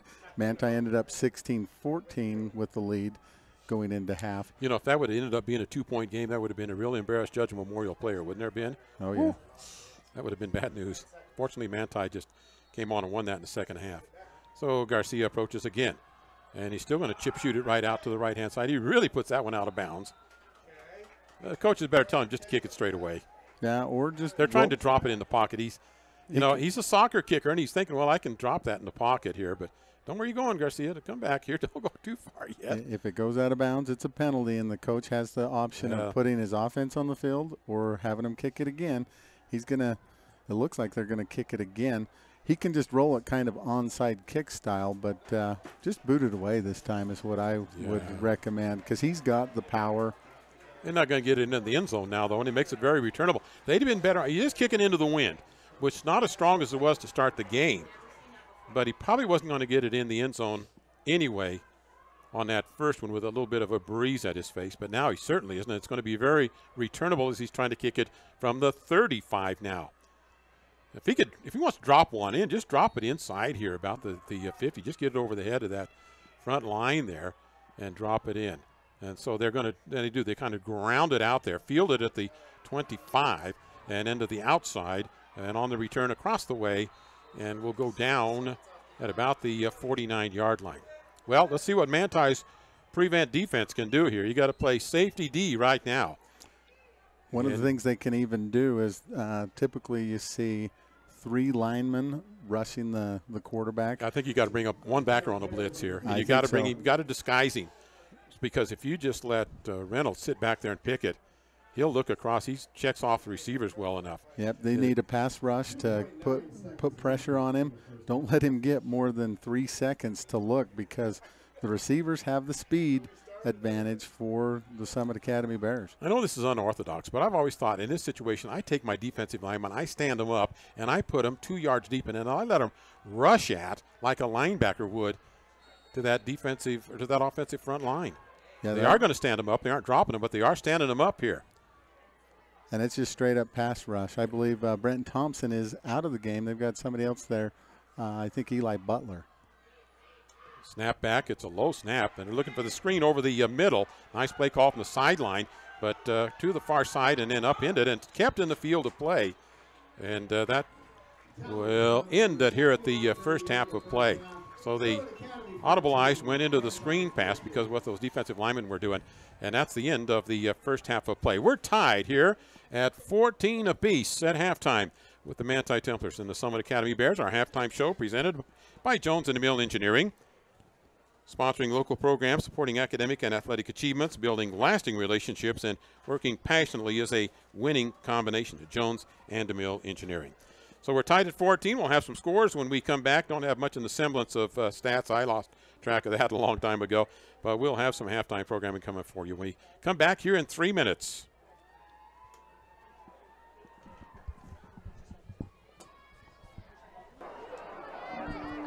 So, Nicole, you're going to have to send Ryler up here since, he didn't even know where we are. Ladies and gentlemen, please welcome out our 2017 drill team.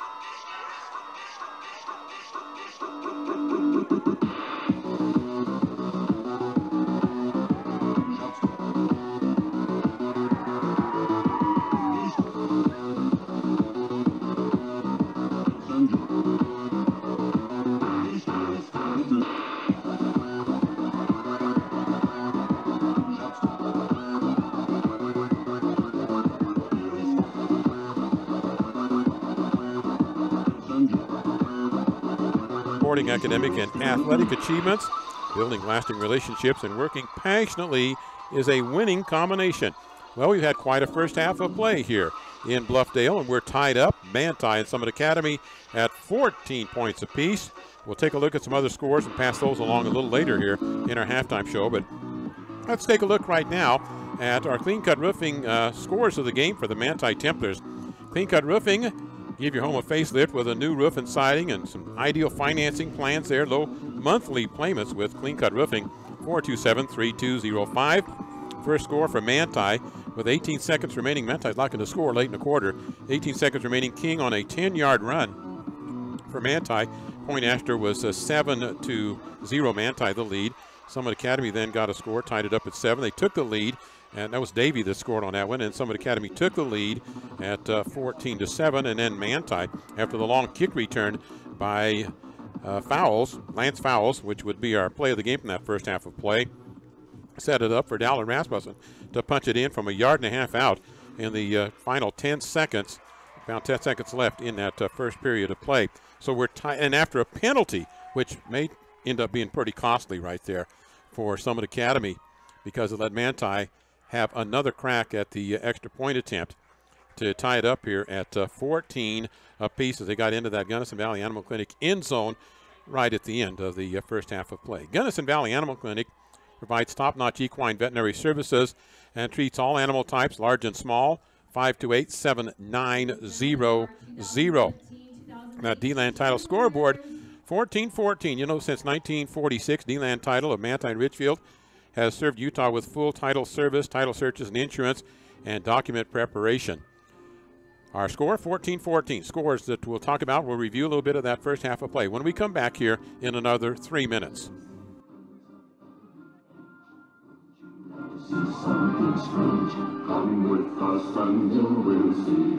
This is our town of Halloween. This is Halloween, this is Halloween. Pumpkins scream in the dead of night. This is Halloween, everybody make a scene. Trick or treat. Taking neighbors on a diagram. It's our town, everybody scream. This town of Halloween. I am the one hiding under your bed.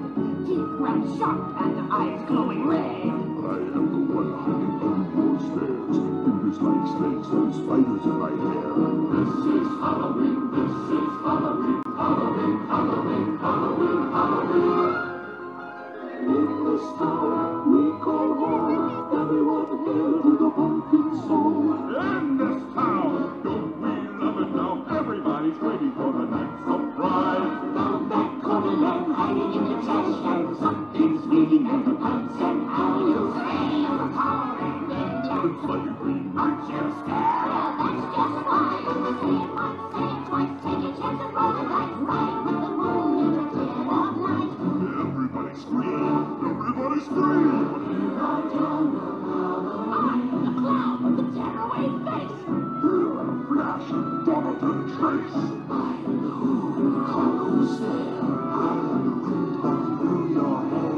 I am the shadow on the moon at night, filling your dreams to the brim with fright.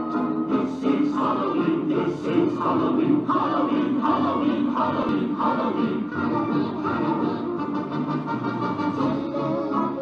Everywhere. Life's no fun without a good scare.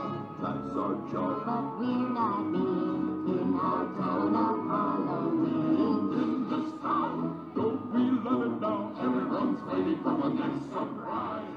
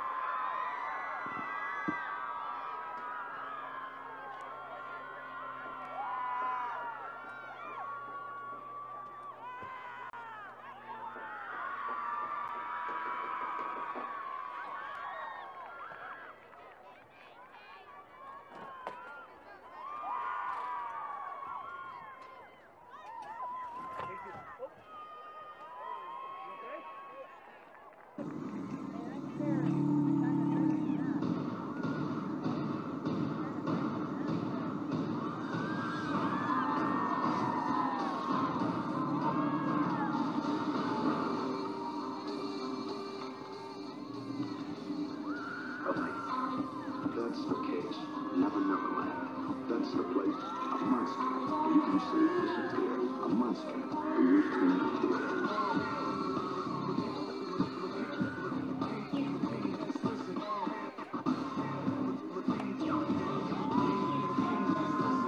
What you have just witnessed could be the end of a particularly terrifying nightmare. It isn't. It's the beginning. Defensively, pivotal plays though. There were some good stops by Manti, but also on an offensive drive, they got a penalty that really hurt them while they were marching down the field. They got a bad snap to the quarterback on a 4th down, and one play later, you had Summit Academy in the end zone. So this game has been very exciting and full of good defensive stops for both teams. So we're tied at 14. We'll give you some other scores in just a bit here, but our summary off from this one is I think Manti has done a better job except for a couple of long plays. They've taken away the ground control aspect, even though they run no huddle. Summit Academy's control with the short stuff, Manti's done a pretty good job of bottling that up. Summit Academy has succeeded with long pass and passes mostly to the right-hand side to Davey. That's where they've been able to attack and do well. Davey, and across the middle, he had a pivotal one. And all of those that you just mentioned end up in first downs. Quite often it was a 3rd down situation, keep the drive alive for Summit Academy. Their passing game is definitely the biggest threat to Manti at this point in the game. So we're tied at 14 here on our halftime show presented by Jones and DeMille Engineering. On that D-Land title scoreboard there, 14-14. You know, we don't keep stats and 3rd down conversions here, but that's, both teams have done fairly well on that. We have not seen that much in the punting department here in this ball game. Well, we'll take a 2-minute break here, and then come back and look at some of the scoreboard from halftime.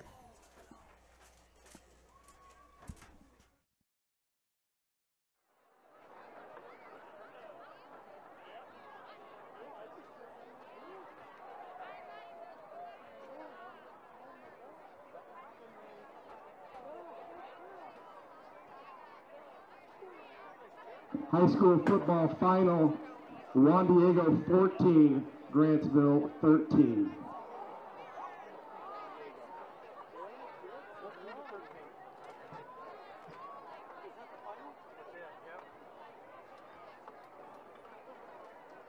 Halftime score, Juab 12, Union 0. That game's at halftime.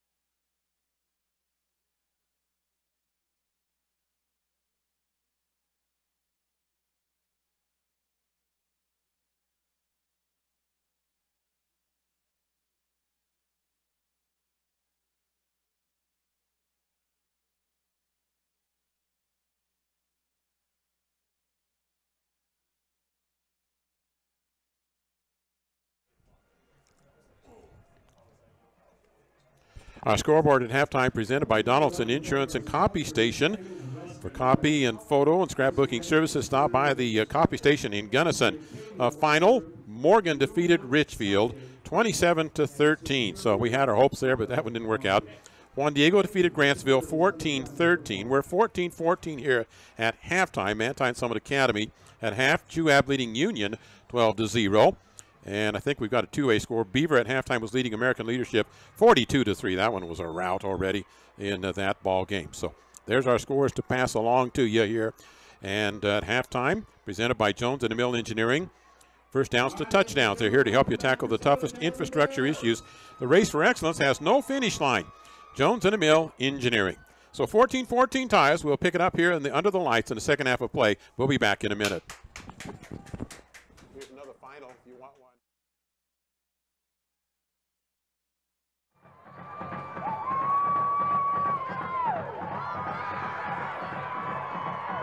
Got another high school final. Morgan 27, Richfield 13. Morgan 27, Richfield 13.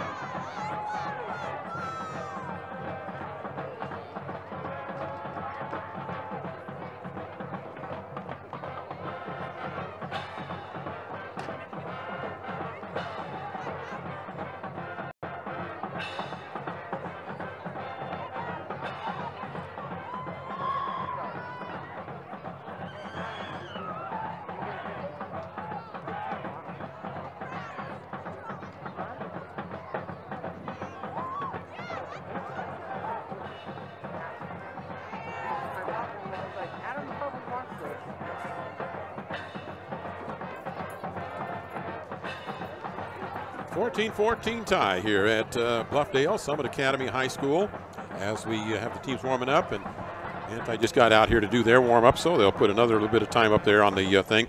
We've got a final on, again, at Morgan and Richfield one, so we can pass along a little bit of that bracketing for you. I got to dig it out here of all of my paperwork here. But so Morgan advances to take on probably Juab in the semifinal matchup there with Juab was leading in their ball game at halftime 12-0. We'll try to get those finals for you tonight here. Juan Diego defeated Grantsville by a point, so they move into a semifinal. Those semifinals coming up next weekend at Weber State, and then the championship will be at SUU a couple of weeks later on those matchups. So two of them are in and their finals there. Join us for the high school sports wrap-up tomorrow morning. We'll have that at about 7:25 on KMTI. All of tonight's results, 1A, 2A, 3A.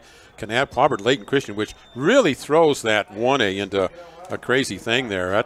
That makes Milford look even better because everybody kind of thought Layton Christian was one of the top three in the state. Kanab, out of their region, I think was fourth. And they defeated Layton Christian rather handily.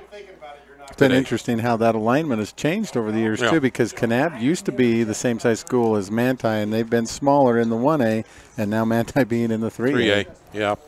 And Milford, they're just their best team in years, maybe ever, that they've got this season, and they're making their presence known in that 1A football. So, well, once again here from Summit Academy High School in a well-marked field, and makes it a pleasure here to broadcast, being able to see things on the field there. We weren't able to keep up on stats in that first half of play, but certainly we were able to spot the ball for you, kind of know where that one was at. A lot of referee conferences out of that first half of play, so we'll be under the lights here the rest of the way as we're approaching 6:30 here. And our second half kickoff is presented by Barclay Mechanical, working across the country in the energy, food processing, production, and agricultural sectors. For welding and fabrication, it's barclaymechanical.com. Summit Academy will kick off. The Manti Templars will receive. Manti will be going from right to left, and that will be south to north here in this third quarter of play. Well, Manti scored late.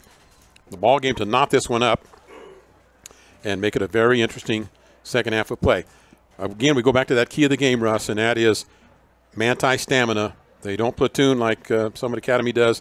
What are they going to be like here, late in the third quarter and into the fourth period? Well, and only half of Manti's offensive line is playing defense, and they're switching it up a little bit. You've got that no-huddle offense that rushes it, and it looks like some of the moves by Cole Meekum, including the late out of the locker room, is trying to just stretch it out a little.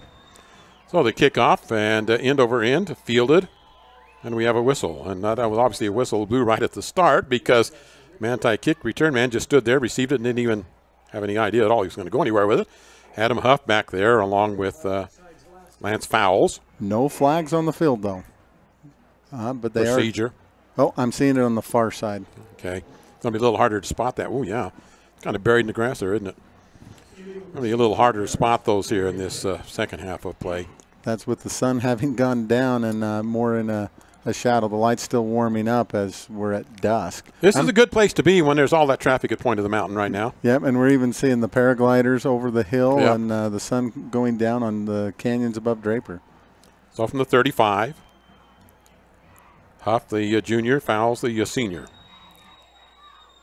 For the Templars, I assume Huff will be playing basketball this season, and Fowles will be wrestling. And Huff fields at the 8-yard line to the 20. Outside, 25-yard line, driven out of bounds there, the Manti sideline. Manti across the way. Of course, we're in the press box here on this near side. If you want to catch this game, the video of it, you can check in on Manti telephone and see when they've got that scheduled.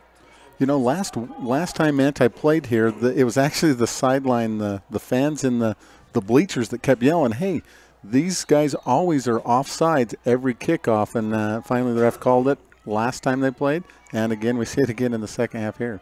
Manti 1st and 10 from the 25-yard line. Bring motion out of the speed back, right to left. He'll set, come back again. That's Rasmussen, who got dinged up pretty good in that first half, came back out of it, and he runs here for about a 9-yard gain. You know, he's gotten a stronger and smarter runner as the season has progressed. He is. He's able to read his blockers, give him the patience he needs, and also drive it forward when he needs to. He's got some lateral movement that he can add to it, not quite as much as fouls, but he does do a good job of hitting the holes and shifting sideways when needed.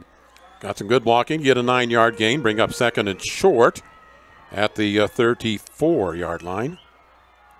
And it'll come to right-hand side for the first down and more as the Templars get it out to the 40-yard line. Give it a little bit of credit, that offensive line, and some of their blocking up front. Yep, and the only one I haven't mentioned yet in this game is Spencer Cox, and his blocking was all the way 10 yards down the field as he continued through that play. Playing at center, Spencer Cox, he had an excellent game last week defensively with Tanner Rasmussen being out. He was playing both ways. In this game, for the stamina purposes that we've talked about, he is only playing offense, Tanner Rasmussen only playing defense. From the 41-yard line, Manti after the first down. Rasmussen motions. They'll hand it to him, trying an inside cut there, and not a whole lot of gain on that first down play, as he did the inside break off from that. So Templars attacking laterally right now with their offense and a pickup of almost 2. And it'll bring up 2nd and 8 at the 43-yard line for Manti. The coaches and quarterback King maintaining control of the play clock. Like we said, the other side of the ball does it quick, so they're giving their defense as much rest as they can. Motion comes from right to left. King going to throw. He's looking for a receiver across the middle and finds the seam. You know, I would think that they'll start tightening up the linebacking core just a little bit. First down on the reception for Manti to the 47-yard line. Adam Huff, the reception on there. He's one of my favorite players, like I said, this year to be watching. The energy he does on offense and defense. Excellent pocket created by the offensive line on that pass play. 10-yard gain, first down. The 47. Handed inside. Rasmussen, not much there. It's kind of clogged up. He just takes a dive forward to try to get what he can for a pickup of about 3 yards on that carry. And the thing that caught my eye there, also caught the defensive eye, fouls there, doing such a good job of faking him having the ball. There was defense still respecting his ability to move up the field and defenders going after him. You know, I don't even know if Manti's got it in the playbook. Haven't seen it this year if they do, but you get a little dump pass out to fouls in the flat off from that play action stuff too. Let him fake the handoff, let him fake a little block, and then float him out into the flat. It'd be a very effective play. Hand it, get it right up the middle to Fowles, keeps his feet going. He stumbled off a block and goes for the first down. That's that old hand-down drill. I was going to say in the first half that one drill, too, and I can't remember what it was. Now we had a situation there. But there's Fowles with that hand-down drill, and he gets a first down. Yeah, he had one hand holding the ball, one hand down on the field as he pivoted off of it in a 180-degree spin while they're trying to tackle him, putting that up for that first down. Good job running the ball tonight by Lance Fowles. To the 36-yard line. Well, people are seeing why. He's an all-state player. They'll hand it to Miller. Oh, Jace Miller in the secondary. Jace Miller still on the run. And the power back goes down to the 20-yard line. A little different thing. He's as small as Fowles is. I think Jace is even harder to see in that backfield. Jace says he's a little bit shorter, but he is a little bit stouter too, and he's running straight forward on this. No contact by the defense until about 7 yards past the line of scrimmage, and he had a full head of steam bringing up that other first down for Lazy D Pond. First down. 46 yards in rushing in this drive for Manti. 1st and 10 from the 19. Reverse it, hand it off to Rasmussen. Inside trap, Rasmussen comes back across the grain and gets a pickup down to the 10-yard line. So he goes from the 19 to the 10 on a 9-yard gain. A couple of players for Summit Academy saying, I need a rest, get me out of here. Yeah, doing some rotating on the biggest guys out there, number 63 that we think's pushing close to 300 pounds, but the guy that replaced him is probably 270. So that's second down and a yard for Manti at the 10-yard line. Hand it, dive right up the middle. Jace Miller again. Jace Miller still going and still struggling down to the 1-yard line. Built like a spark plug or a fire plug, and boy, does he like a fire hydrant there, and he puts it down to the 1-yard line. Yeah, muscling it forward. We've seen him a little bit in the first half, but Coach really calling his number here. One of the things you got to remember about the play calling for most teams, and especially Manti, is the blocking scheme looks like what was working in the first half for the plays they call, and in the second half, the handoff goes somewhere else. A little bit of deception. See what Templars do here with a first and goal, 3 yards out, whistle, and we're going to have a procedure. It's going to cost Manti 5 yards here. And it all kind of came when I think one of the offensive linemen lost his mouthpiece. And he went back to get that. It just kind of threw him out of that timing that they were into. So it's a procedure, false start there on Manti. We'll push him back. Oh, this could be critical to the 7-yard line. The last drive that did this, but not as many yardage lost in the first half, really did hurt them. But they've got a few more downs to try where it's first down. First and goal at almost the 8-yard line. Speed back motion left to right. Hand it to Rasmussen and gets inside the 5. Well, they're just running that same. It's not a speed sweep. It's a speed dive, basically, is what they're doing, just right outside the tight end. Yep, and a plus side for Manti on what we're seeing out there is the clock is running between every single one of these plays that didn't have a penalty, and they are really trying to manage that clock to limit how much stamina they need to have through the fourth quarter. So second and goal from 2 yards out. Speed back motion from right to left. Counter it. Give it to the right-hand side. Fowles is in, untouched. They went wide to Fowles from 2 yards out. And I want to just mention how Kyle King is doing a good job, those handoffs. He is very secure in the way he's making those handoffs. He's making very good handoffs, and he's selling the fakes too. Both of those things are making it so the running game worked really well on this drive for Manti. So Ivan Garcia in to attempt the extra point here for Manti to try to put him up. 21-14. Summit Academy has not yet had the ball, but Manti coming out, controlling the line of scrimmage. Kick is down, and it's on the way, and it's good. So Manti has taken the lead, 21-14 on the Fowles 2-yard run here with 7:07 remaining in the third quarter of play. We'll be back with the kickoff in 30 seconds.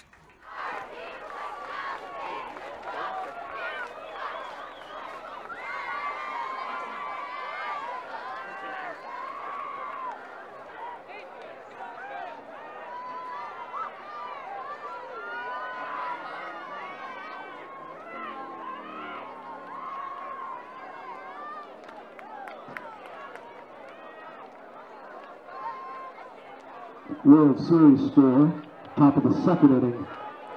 Los Angeles Dodgers 0, Houston Astros 0. Well, the Manti Templars take the lead on getting into that Gunnison Valley Animal Clinic end zone on the 2-yard carry by Fowles. Gunnison Valley Animal Clinic provides top-notch equine veterinary services, treats all animal types, large and small. 528-7900.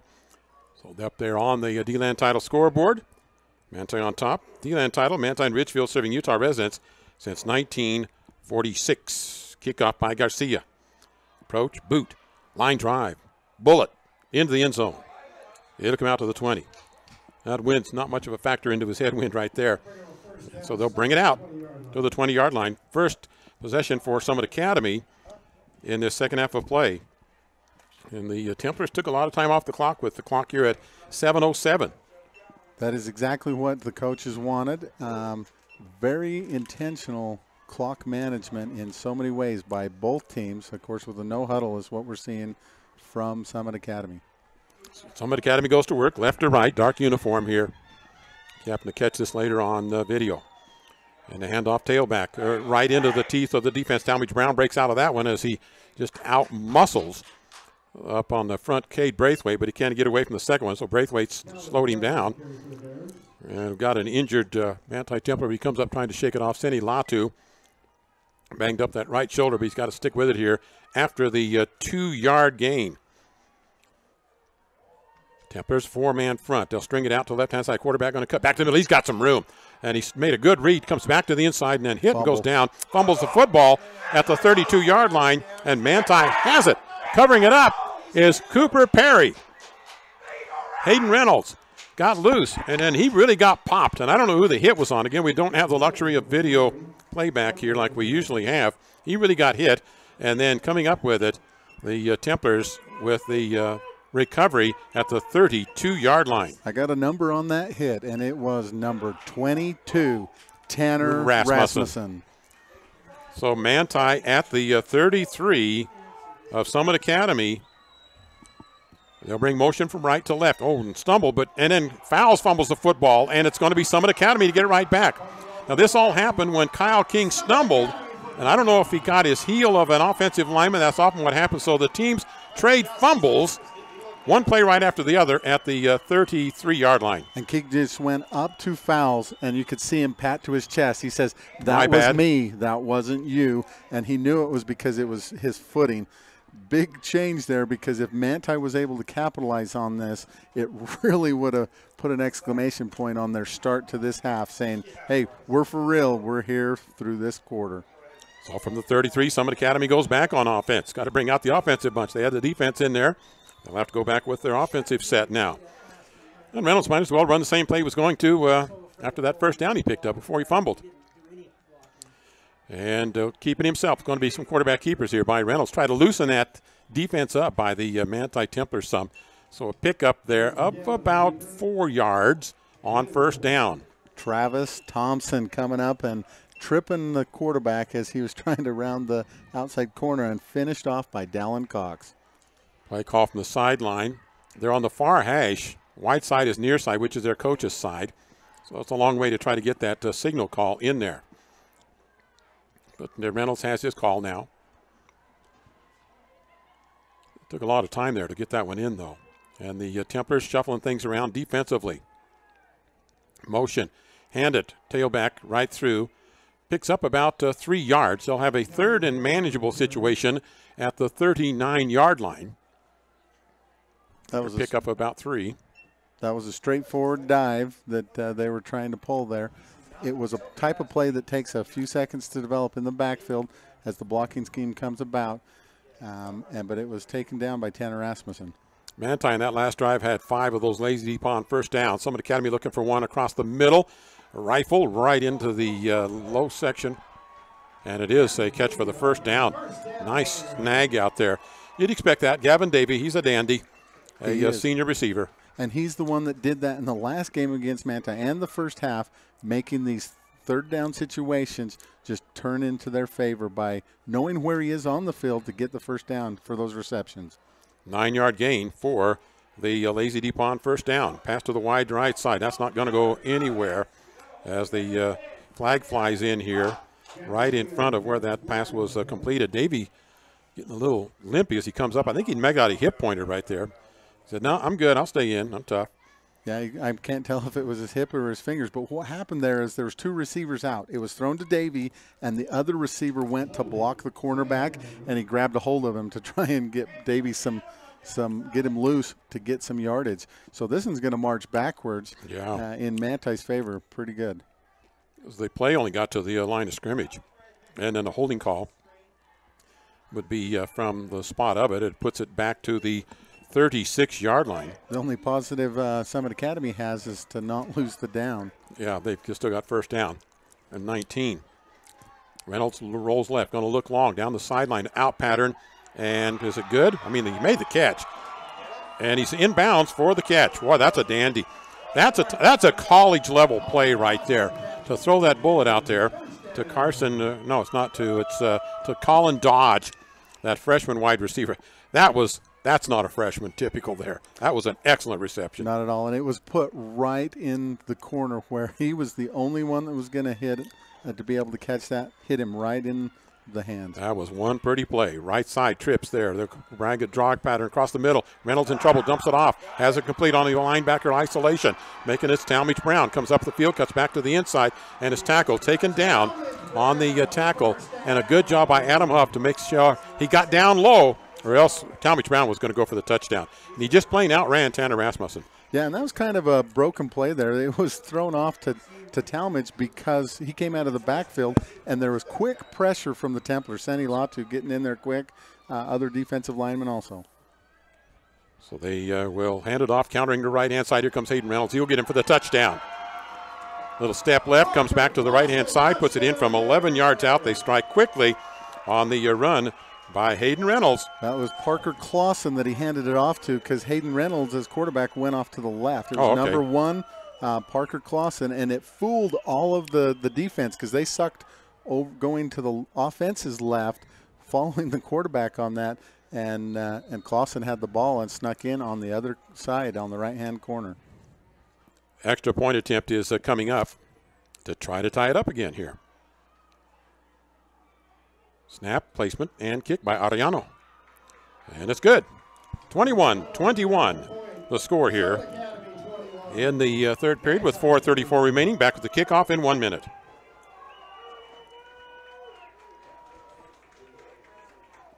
Oh, I'm way behind on my stats.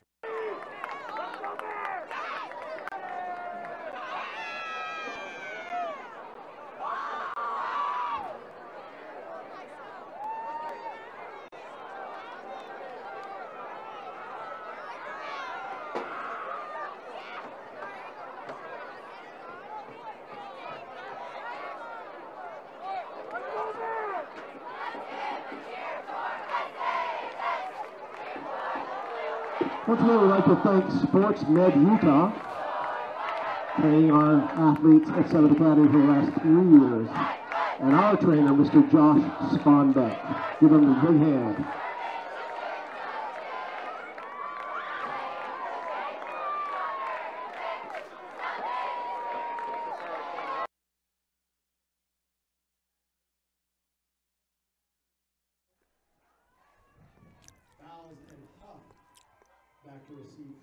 On the D-Land title scoreboard, tied up at 21, D-Land title of Manti and Ridgefield, serving Utah residents since 1946. And the kickoff to the 10-yard line. Defense is down there. Not a lot of blocking. It'll be up the seam, though, for fouls anyway. And he still gets the return outside the 25 to the 27-yard line. Well, his speed is what got him even there, because there were a lot of players coming breathing right down his neck there. Oh, yeah, the blocking scheme was intended to be on Manti's sideline, and the kick went to the far side and was a high enough one to cause the timing to allow the Summit Academy defense, or the kick pursuit, to come down on this sideline. And, boy, Fowles had to cut it across to try and get back to his blocking scheme. From their own 27-yard line for the Templars, who did a very time-consuming drive in the opening part of it here. Handoff, left-hand side, and some things are opening up. Anti-offensive line playing pretty decent tonight at this point. Pick up there of 4.5, almost 5 yards on first down. They do get 5. That play went between Eli Butler, the tackle, and Cade Breathwaite, the left guard. But it took a second to develop, and Dallin Rasmussen did an excellent job of, once he got there, he stutter step, then he shot through the hole with power to get those 5 yards. Backs are split. Motion is speed back right to left. Handed to the right-hand side. This is Miller. Jace Miller turns the corner. Gets the first down and more as he goes out the Manti sideline. Well, he's been very effective. He's kind of their designee for first down carries. There is, and he's got power and speed and that low to the ground that we've described. And it also is getting some rotation for the rest of Manti's players, because Lance Fowles has been a factor on the defense, but they've targeted him with their fastest receiver. From the 39 for Manti after the first down, another Lazy D Pond first down, Main Street center field. Handed off, working it right up the middle, and a pickup of a couple of yards on the deep handoff. Well, you got Fowles, of course, that'll graduate, but Miller will be back next year. Of course, Kyle King, the quarterback, will be back. I think we're going to see a lot more of Thompson next year in a lot of his roles. And you got Adam Huff back next year for Manti. That line's what's going to have to rebuild. They will, and that's the typical thing that goes through high school. But they are going to miss Jet Jensen and Thompson, Brenton Thompson on the other side. Spencer Cox back. 2nd down and 7 after pick up of 3. Counter it, hand it off right up the middle again.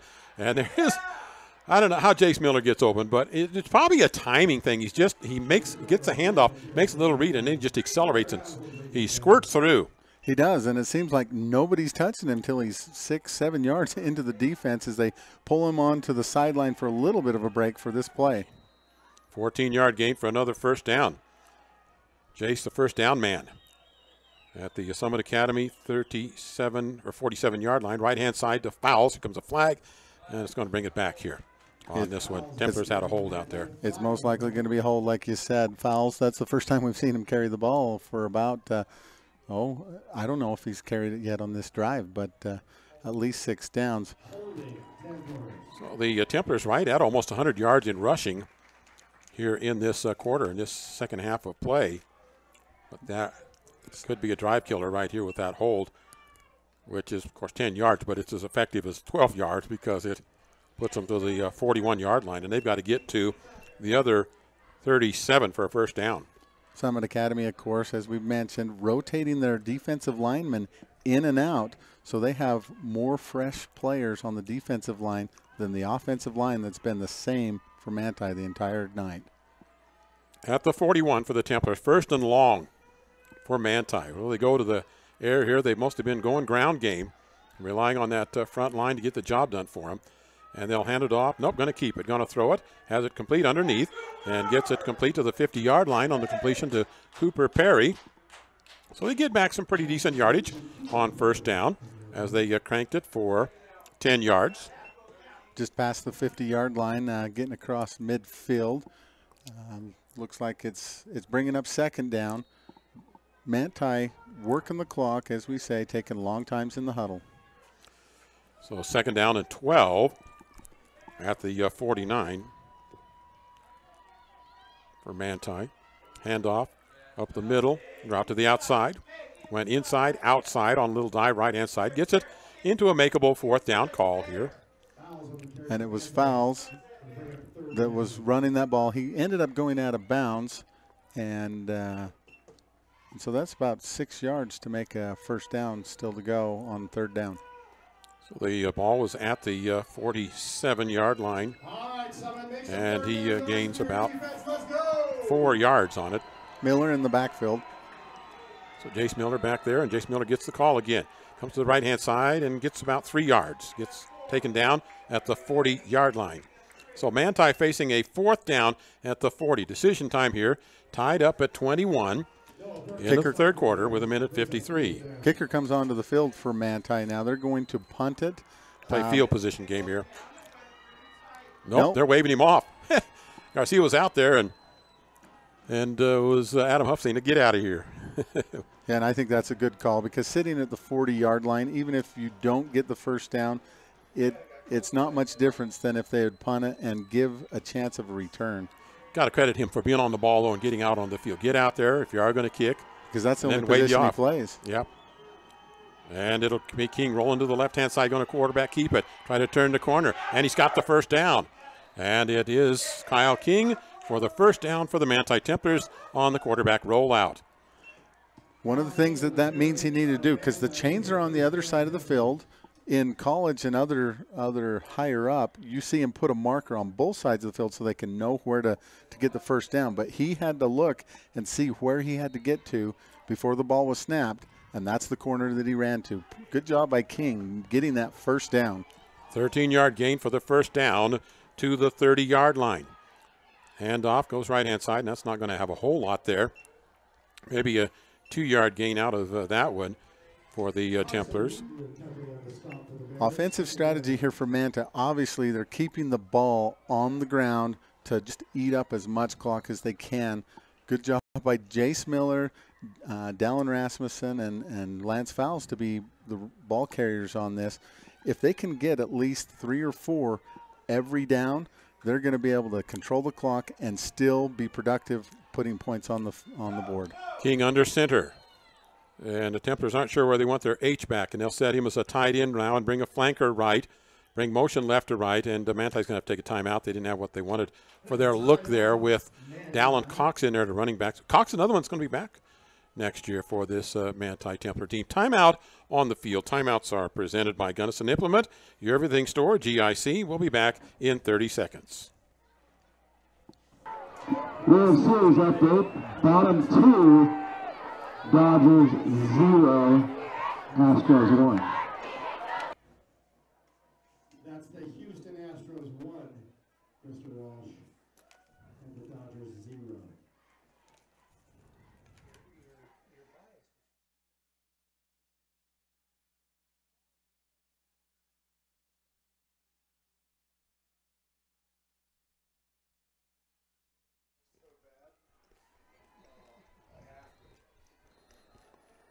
Second down and 8 for Manti at the 28-yard line. Wide side of the field is far side to their right, offensive right. Handed off on the inside, Rasmussen. Rasmussen still on the go inside the 20.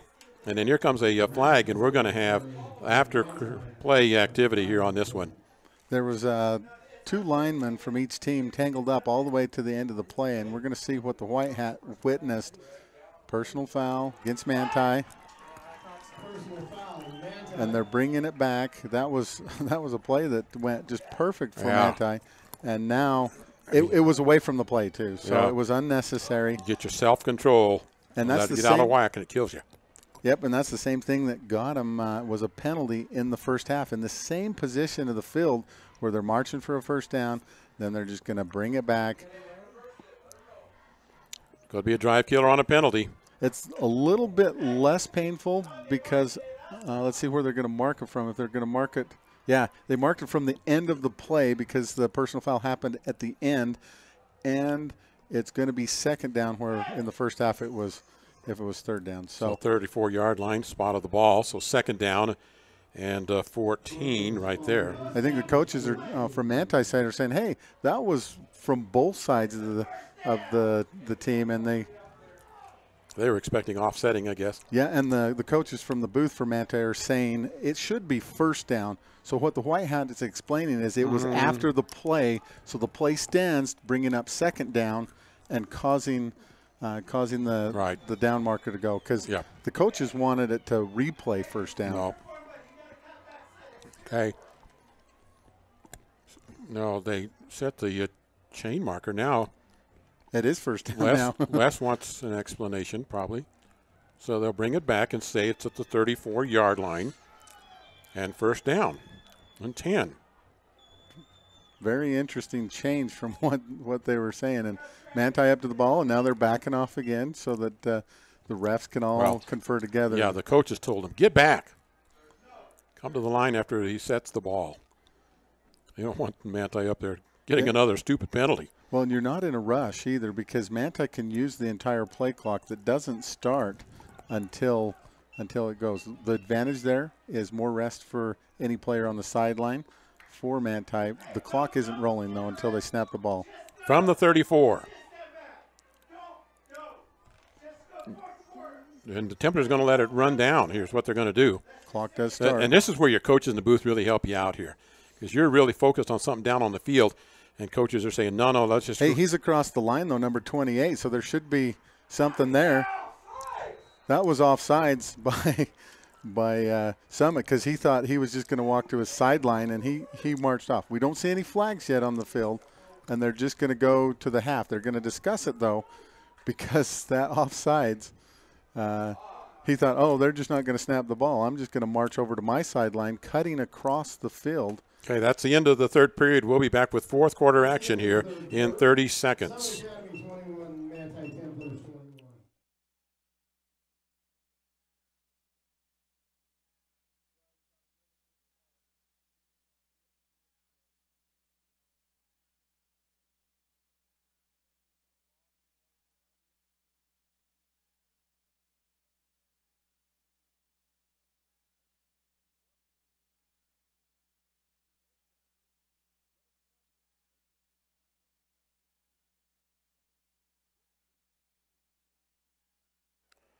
We're tied at 14-14 here.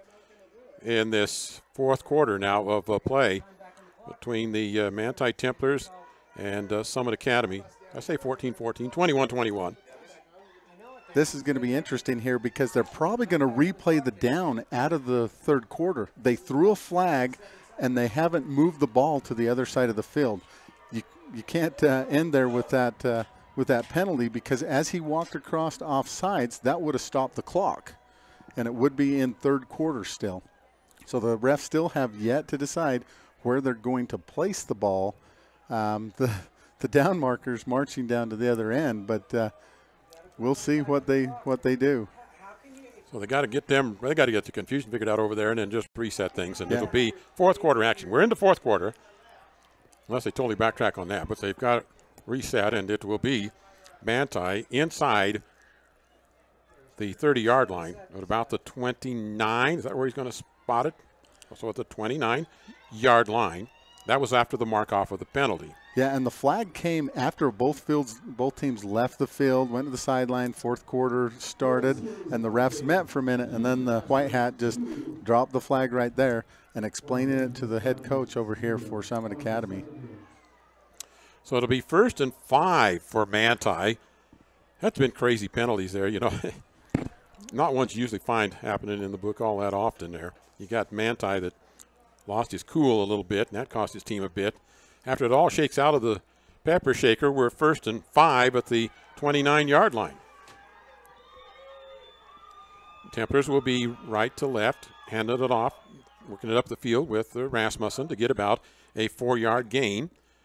So now is Manti going to run left most of this half towards their sideline? They've been tending to run to their sideline, haven't they? They run home. Some teams are right-handed. Some teams are left-handed. Some teams are coaching sideline-handed. And defense, you know, you got to pick up those tendencies and kind of know. Have we seen a pass yet this half for Manti? Yeah, 10-yard completion early on. Just one pass for Manti. First drive, yeah. The rest of it's been all run. As they work to try to do some ball control here. Tied at 21. King hands off right-hand side, fouls back inside, gets the first down and more. You know, we just got to give some. Here comes a late flag flying in, too. Got to give some credit to that Manti offensive line. I did not think they would be able to hold their own this way tonight. They have been able to do a great job, especially since they're beat by size. As Dallin Cox, he heads to the sideline jogging, but with a limp. Here's the penalty against Manti. Jace Miller comes into the ball game. So holding on Manti from the 23, they'll be back to the 33-yard line and have a second down and 9, about second and 9, back to the 34-yard line. We've almost had more penalties on this drive than the whole rest of the game combined, and it's just getting kind of goofy going back and forth. Summit Academy rotating in their defensive linemen on this between these two plays. Penalty of the game presented by South San Pete Pack, offering custom meat processing, selling Norbest products, ribeye, sirloin steaks. South San Pete Pack in center field, 528-3768. So Manti, second and almost 10 at the 34. Handed off, fouls left-hand side, got a little corner to turn, and we'll get about 4 yards out of it to the 20-yard line.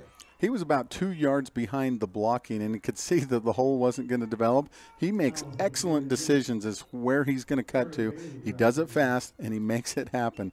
Bringing up a really good third and 5. Was that a 6-yard gain? Yep, pretty close to it. Long 5. Wide side is to the right. King is under center. And he'll hand it tailback to the right-hand side. It's foul, slices inside, and gets a couple of yards. He'll make it a manageable fourth down call for Manti here. A little long for a field goal. Now, if it was Carlo Garcia, they'd probably just go for it here. Field goal. But Manti will have the ball at the 27 and 4th and 3.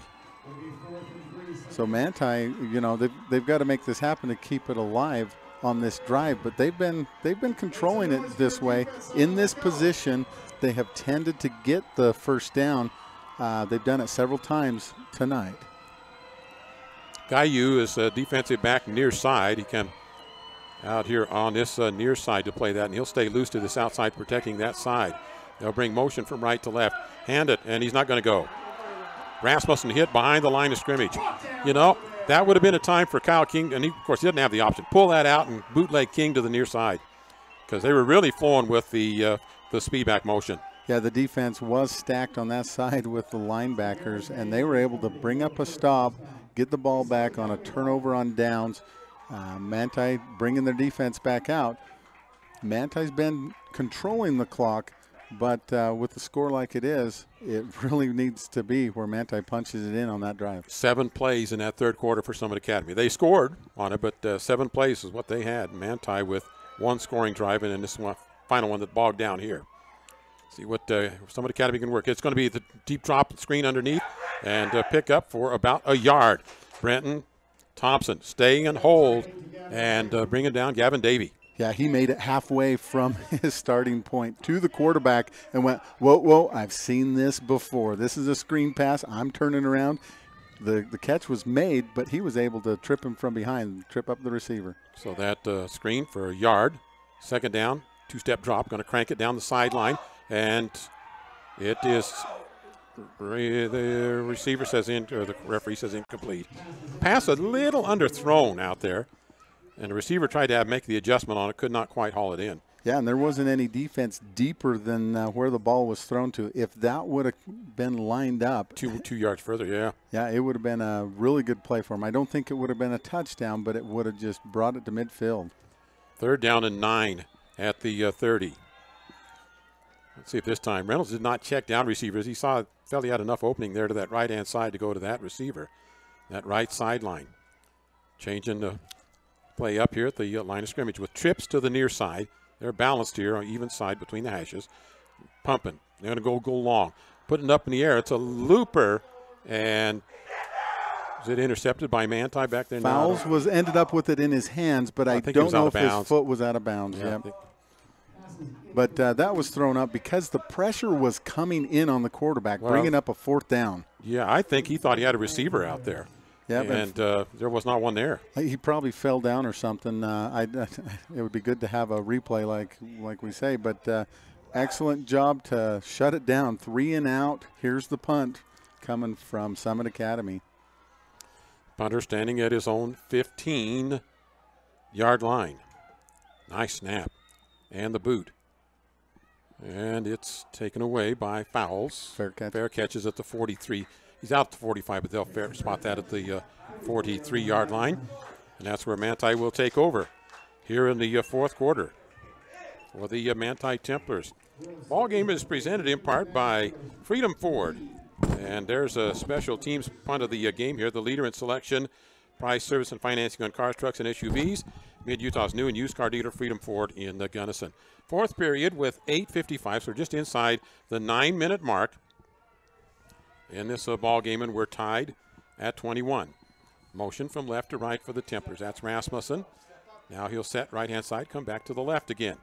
They'll hand it to him, try to sweep left. Got student body out in front of him, strung out nicely defensively, and that was just a nice string out defensively. That's 60. Number 3 and 63 7. and 3, yeah.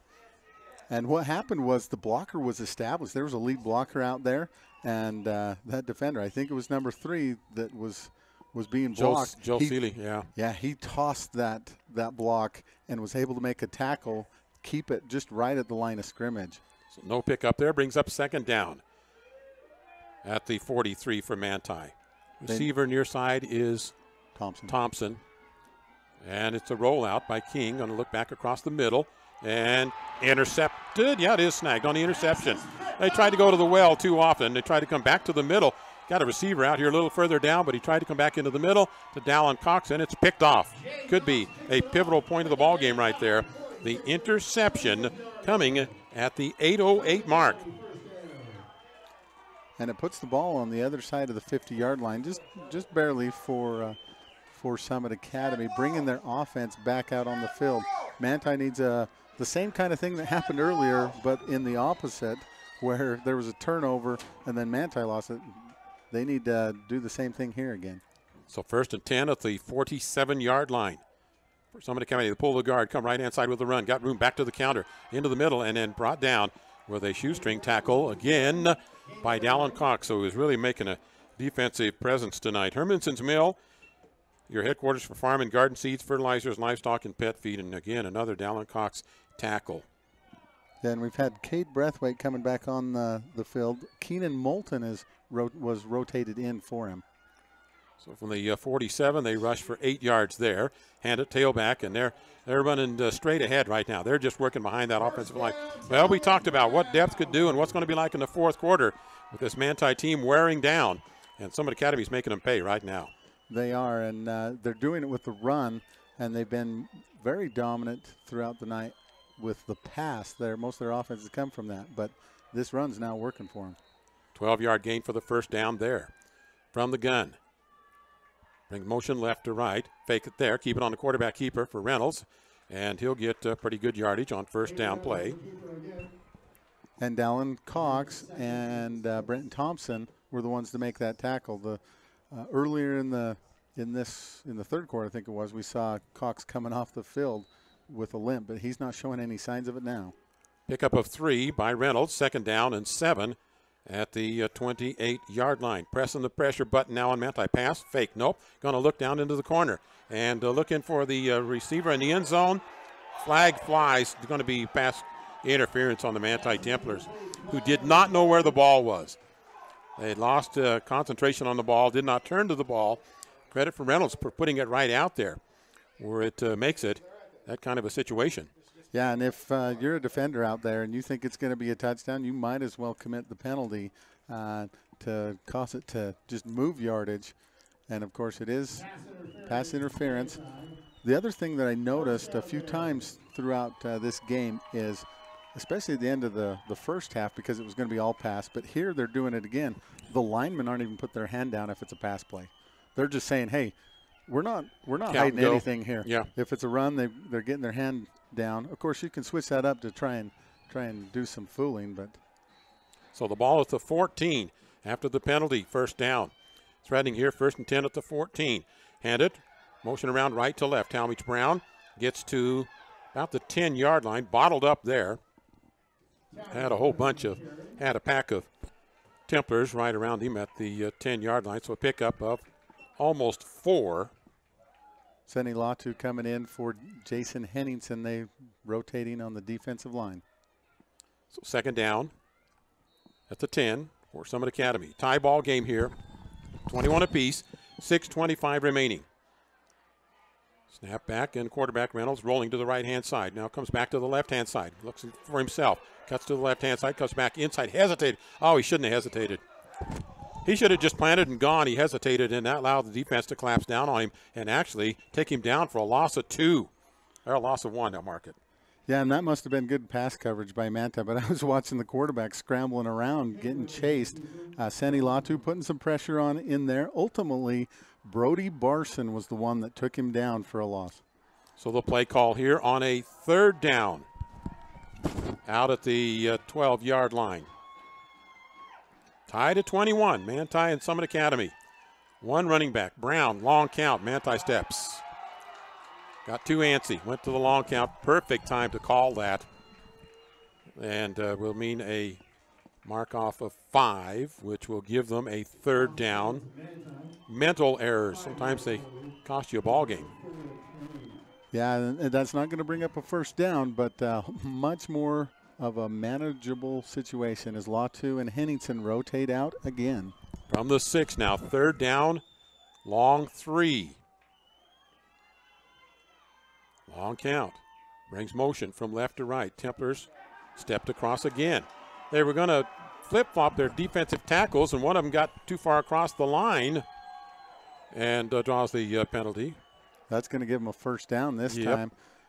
Half the distance will give them first down. Now they've got just to toy around with it. Yeah, fool me twice. Wow, shame on us.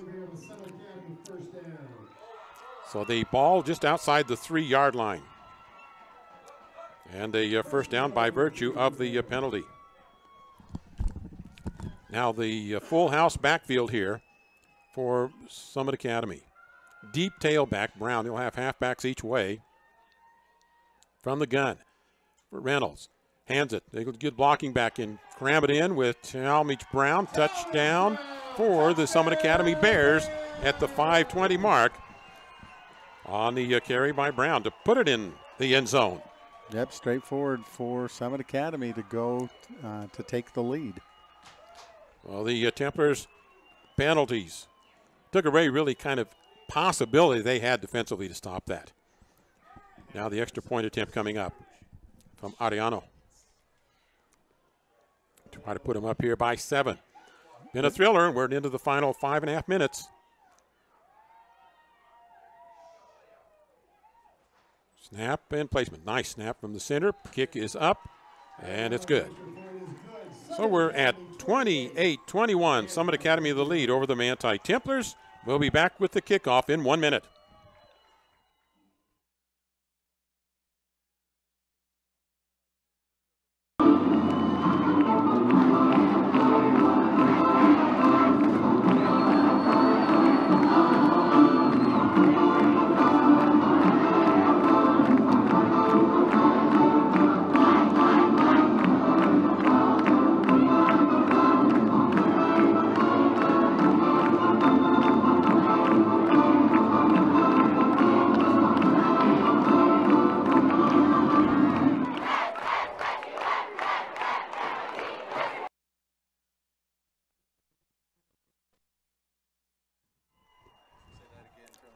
Don't run a liner here. Don't run a liner.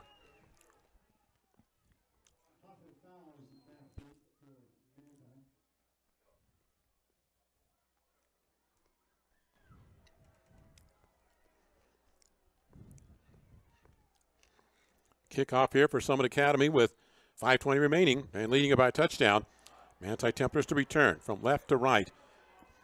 And it's Huff. Huff takes it inside the 3. I bet you their assignment will number 1. Keep that away from fouls. Huff fumbles the football, goes back and retrieves it, and then we got a flag flying in. So he popped into the air, he reached back and got it, and then the flags come flying in. We got 2 of the flags that come popping in here, so wait for him to solve all of that down around the 20-yard line. Very interesting with how many flags have been flying here in this quarter, because early in the game, the first half especially, it was not that much of a factor, except for one drive for Manti, but definitely here in the fourth quarter is, and that's against Manti, blocking the back. Well, tired teams do more penalties. We know we talked about that depth and not being able to platoon, and so maybe you're getting tired and you start doing some things that don't make a whole lot of sense, and they've committed some mental errors. Been a sharp team. Manti came in, I think, played a lot better than most of us anticipated. They're just outside the 10-yard line to start this drive. Okay. The interception on their last drive. Clock is a factor, but not too much right now. What do we got on the clock? Got 5:13, so about 5 minutes remaining. And they'll set the quarterback under center with wide receivers each way and the one tailback. Make the pitch to Fowles. Try to cut back to the inside, and Fowles gets around the left side, get back almost to the line of scrimmage, and that's about all. And I would think here Summit Academy is going to play a lot of lateral. As soon as they see a handoff or a pitch going outside, they will be in lateral pursuit. If they're going to give something up, they would rather it be counter action rather than the flow of the play. It's a loss of almost 2. And the clock keeps rolling with that play. So Manti now with a 2nd and 12. Under center. King throws the pass. Oh, incomplete. Oh, right in the hands of Brody Barson, and Barson couldn't hold on to it. He'd have had probably close to the first down. Boy, King really, he put that right on the money. Rifled it in there really good. Barson was at a full sprint, hit his hands and popped out, and then the defender was right there. But I don't think the defense had much of an effect on that, as much as it just bounced out of his hands. So here's the 3rd down and 12 for Manti. They'll bring doubles right close to each other, near side, and doubles left-hand side. Make the fake pitch, come across the middle, incomplete, intercepted. Tipped up. It was tipped up. The receiver had it. Manti's receivers not making catches has been costly for him. That one was tipped into the air by Adam Huff and then intercepted by Summit Academy. Yeah, as Adam Huff was making that catch, the defense was right there making the hit on him, making it more difficult to keep from tipping it up. Now, once he tipped it up in the air, it was anybody's ball, just a little floater there for the defender behind him to come in, scoop it, and this can seal the game for Summit Academy and seal the year for both teams. Don't fault Kyle King on that when he had that pass right on the money. Both of those were. So from the inside the 20-yard line, first down call. Summit Academy up by a touchdown. And running two running backs in there now. More of a safety set. Double wide outs to the left.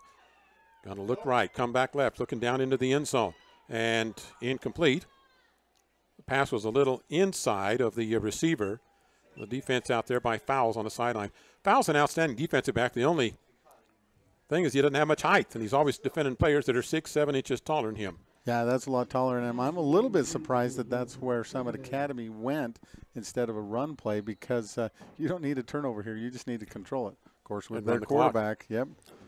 With their single running back, they'll bring motion from right to left from the gun and make the shovel pass inside. That's going to get some good yardage as they shovel that to Parker Clausen. So shovel pass keeps the clock running, and it'll give them a 3rd down and 5 after a 5-yard gain there. Tanner Rasmussen limping off the field. Against Richfield, he had a high ankle sprain. He's only been playing defense and did not play at all last week. Substitute him out as they get set for the next play. Brown at the running back spot, shifts over to the right hip, and they're taking a little more time now at the line of scrimmage. Run the play clock down and then set and go. Snaps back, fake it, quarterback himself, gets out of a tackle, goes to the right-hand side, go in for the touchdown. Got out of a couple of tackles. They tried to make a dive at him in the backfield, almost had him there. Brenton Thompson was back there trying to make the tackle, but the Templars just not enough energy in the tank now. Yep, and Kate Breathwaite right there with him. So with them wrapping up the quarterback in the backfield, but him getting out of it leaves that whole side open as he runs into the end zone and walks in standing up. So the extra point attempt coming up. Try to put it up here by 2 touchdowns at the 3:40 mark. So the mishandled pass into the air, interception, turns it around and makes it some points. And the point after is no good. It's short, so we're at 34-21. We'll be back with the kickoff in a minute.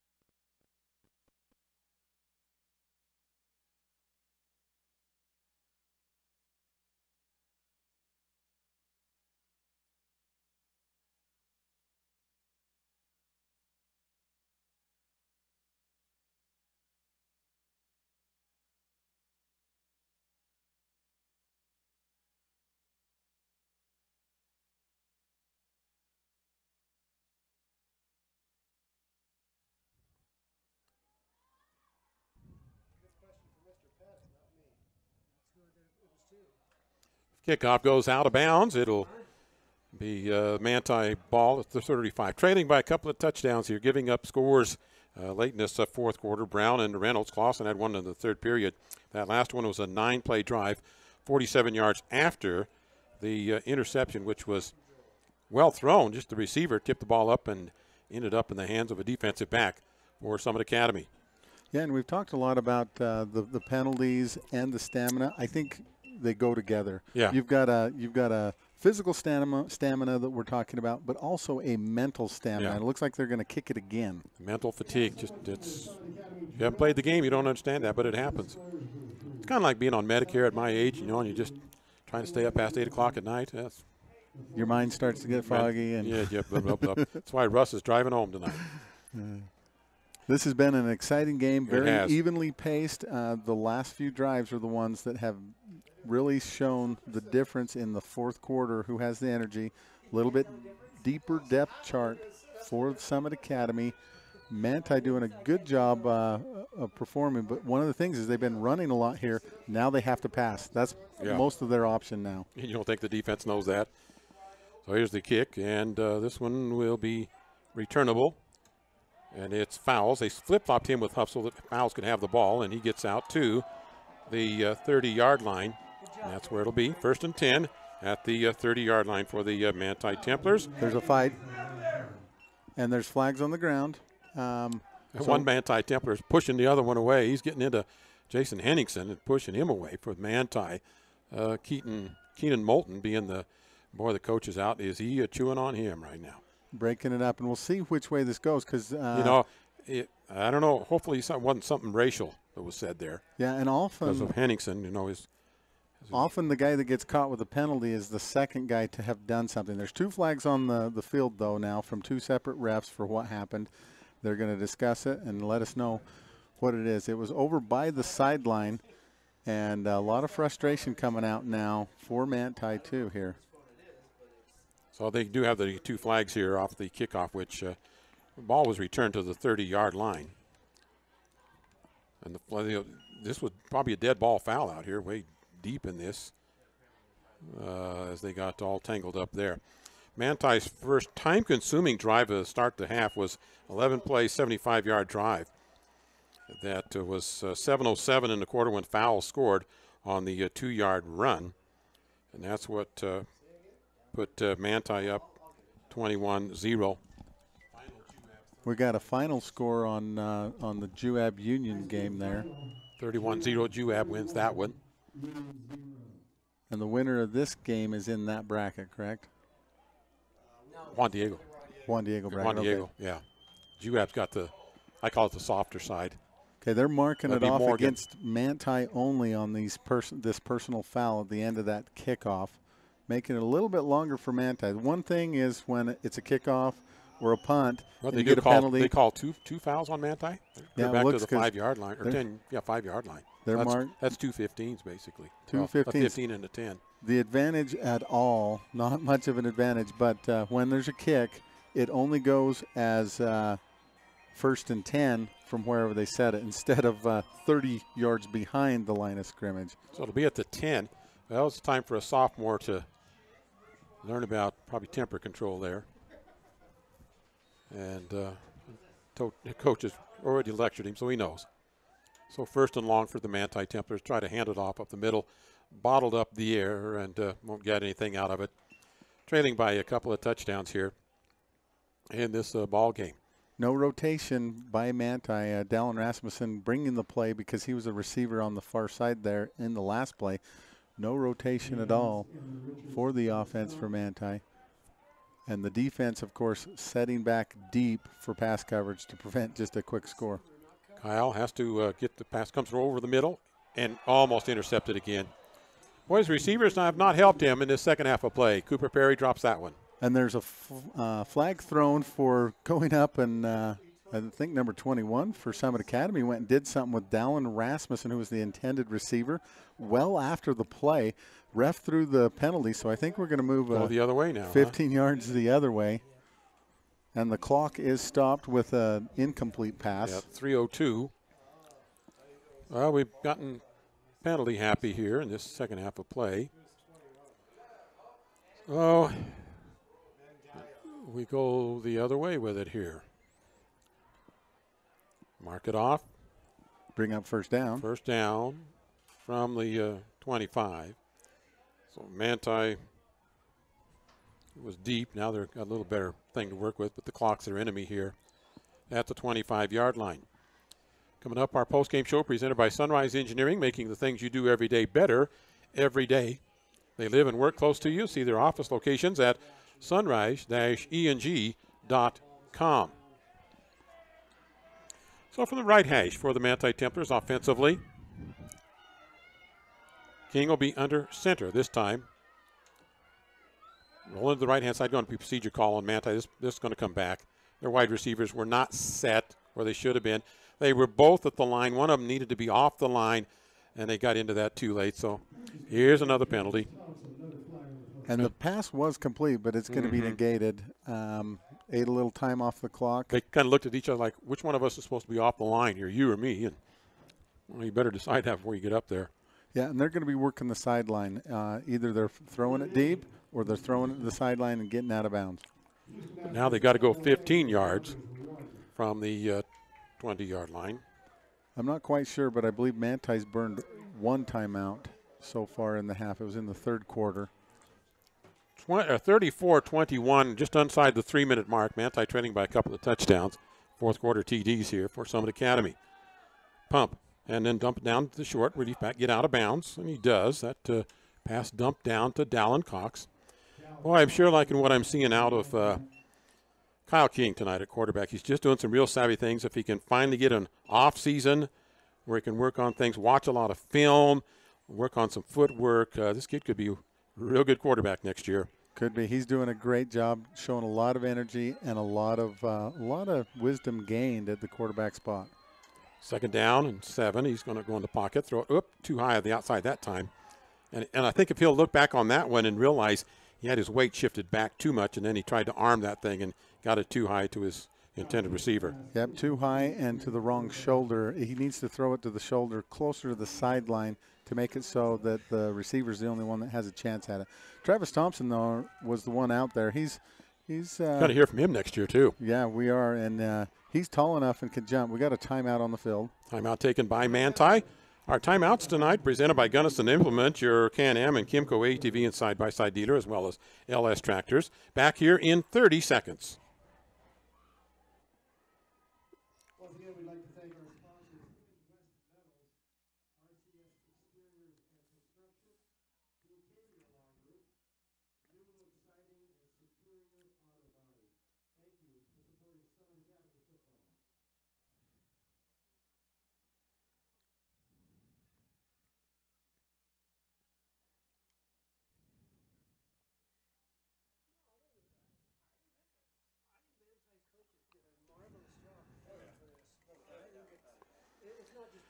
That's going to be an interesting semifinal and final matchup, and I think you're going to have 3 real good teams in there.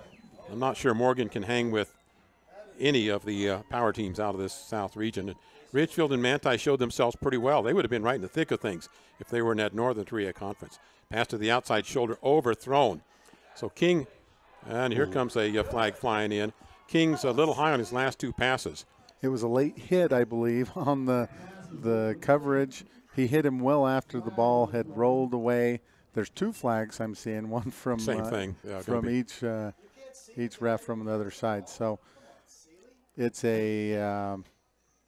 it's incomplete pass. So no matter what, the clock's not going to roll. But at this point, without a first down, Manti's not gonna get much. So we'll see what the refs give us out of this now, one. well, do you do personal foul, or do you, which is what they're going to do, or you do a pass interference? Well, the ball probably wasn't catchable, so it's not going to be that, and then they're going to get the first down by virtue of the penalty out to the 43-yard line. So that's where they'll spot it right there for Manti. Now that timeout for Manti, the coaches are starting to say, okay, guys, this is what we got to do, 2-minute drill. If we have any chance at all, we got to score quick and get the ball back again and score again. From the gun, pressure coming up the middle, dumps it out into the left flat, incomplete. He had to kind of rush that one. A delay blitz came up the middle, which I think Summit Academy will come with quite a bit here, that delay blitz. Because, what Kyle King would do in that situation earlier in the ballgame, pull it down and run. Right here, he just realizes that's not a commodity that he has. He's just got to try to find somebody and get a pass in their hands, try to get a first down. Yeah, and the pass rush is starting to make an effect on King being able to throw. Like we said, defense knows what Manti's going to call. It's pass all the way, move to a shotgun situation all the way. So from the gun again with fouls in the running back spot, looking for fouls, and dumps it across the middle. And they're going to get a pass interference. They held up on Jace Miller as he was coming across on that pattern. So pass interference there, or defensive hold, whichever they decide to go with. And King did he looked outside, and he almost had a notion to throw it out there to fouls. And then he came back across the middle on that drag pattern for the Templars. We're going to have a lot of stoppage of clock here with penalties that are going on. And they'll have five people on the officiating crew here for tonight's ball game, as we will have in all the playoffs. Wave it off. And I agree with that because Yeah. because number 83 was the one that was there. He was closer to the pass than he had a right than to be Miller. where he was at, yeah. And he looked at the ball. He wasn't just causing interference. So I think another official came in and said, no, he had a right to the spot where he was at there. Jace Miller, as much as anything, ran into him. So it brings up third down. And they're going to look deep, going to crank it long, looking over the middle and intercepted down at the 30-yard line. Templars just going for a home run ball there. And the interception will bring it back to the 40-yard line. That is pretty much going to ice this game. Just they just need to come out and run a few plays, run the time off the clock. We're going to see timeouts for Manti, of course, everything they can. But it's pretty much out of reach for Manti at this point. So Summit Academy from their 42-yard line. Well, the Templars' a valiant effort tonight. And our key to the game proved true, and that was running out of gas in that fourth quarter of play. And it's mental and physical. Of course, the physical is the one that causes the mental on that. But Manti has no reason to hang their heads on this, though. They've held in well with one of the top in the region. First down for Summit Academy out at the 42. Our post-game show coming up, presented by Sunrise Engineering. And they'll flip-flop on the defensive line for Manti. From the gun, hand it tailback, hits to the line, breaks through, and picks up about 5 or 6 yards, fumbles the football. Manti says it's our ball. Ref signals it was on the ground. He was signaling it. Down, he says down. And I agree with that. I thought too, he was from what down. I I thought the knee was down before he fumbled it away. So it's about a 6-yard gain out to the 48-yard line. Forcing fumbles is what you do if you're on defense right now for Manti.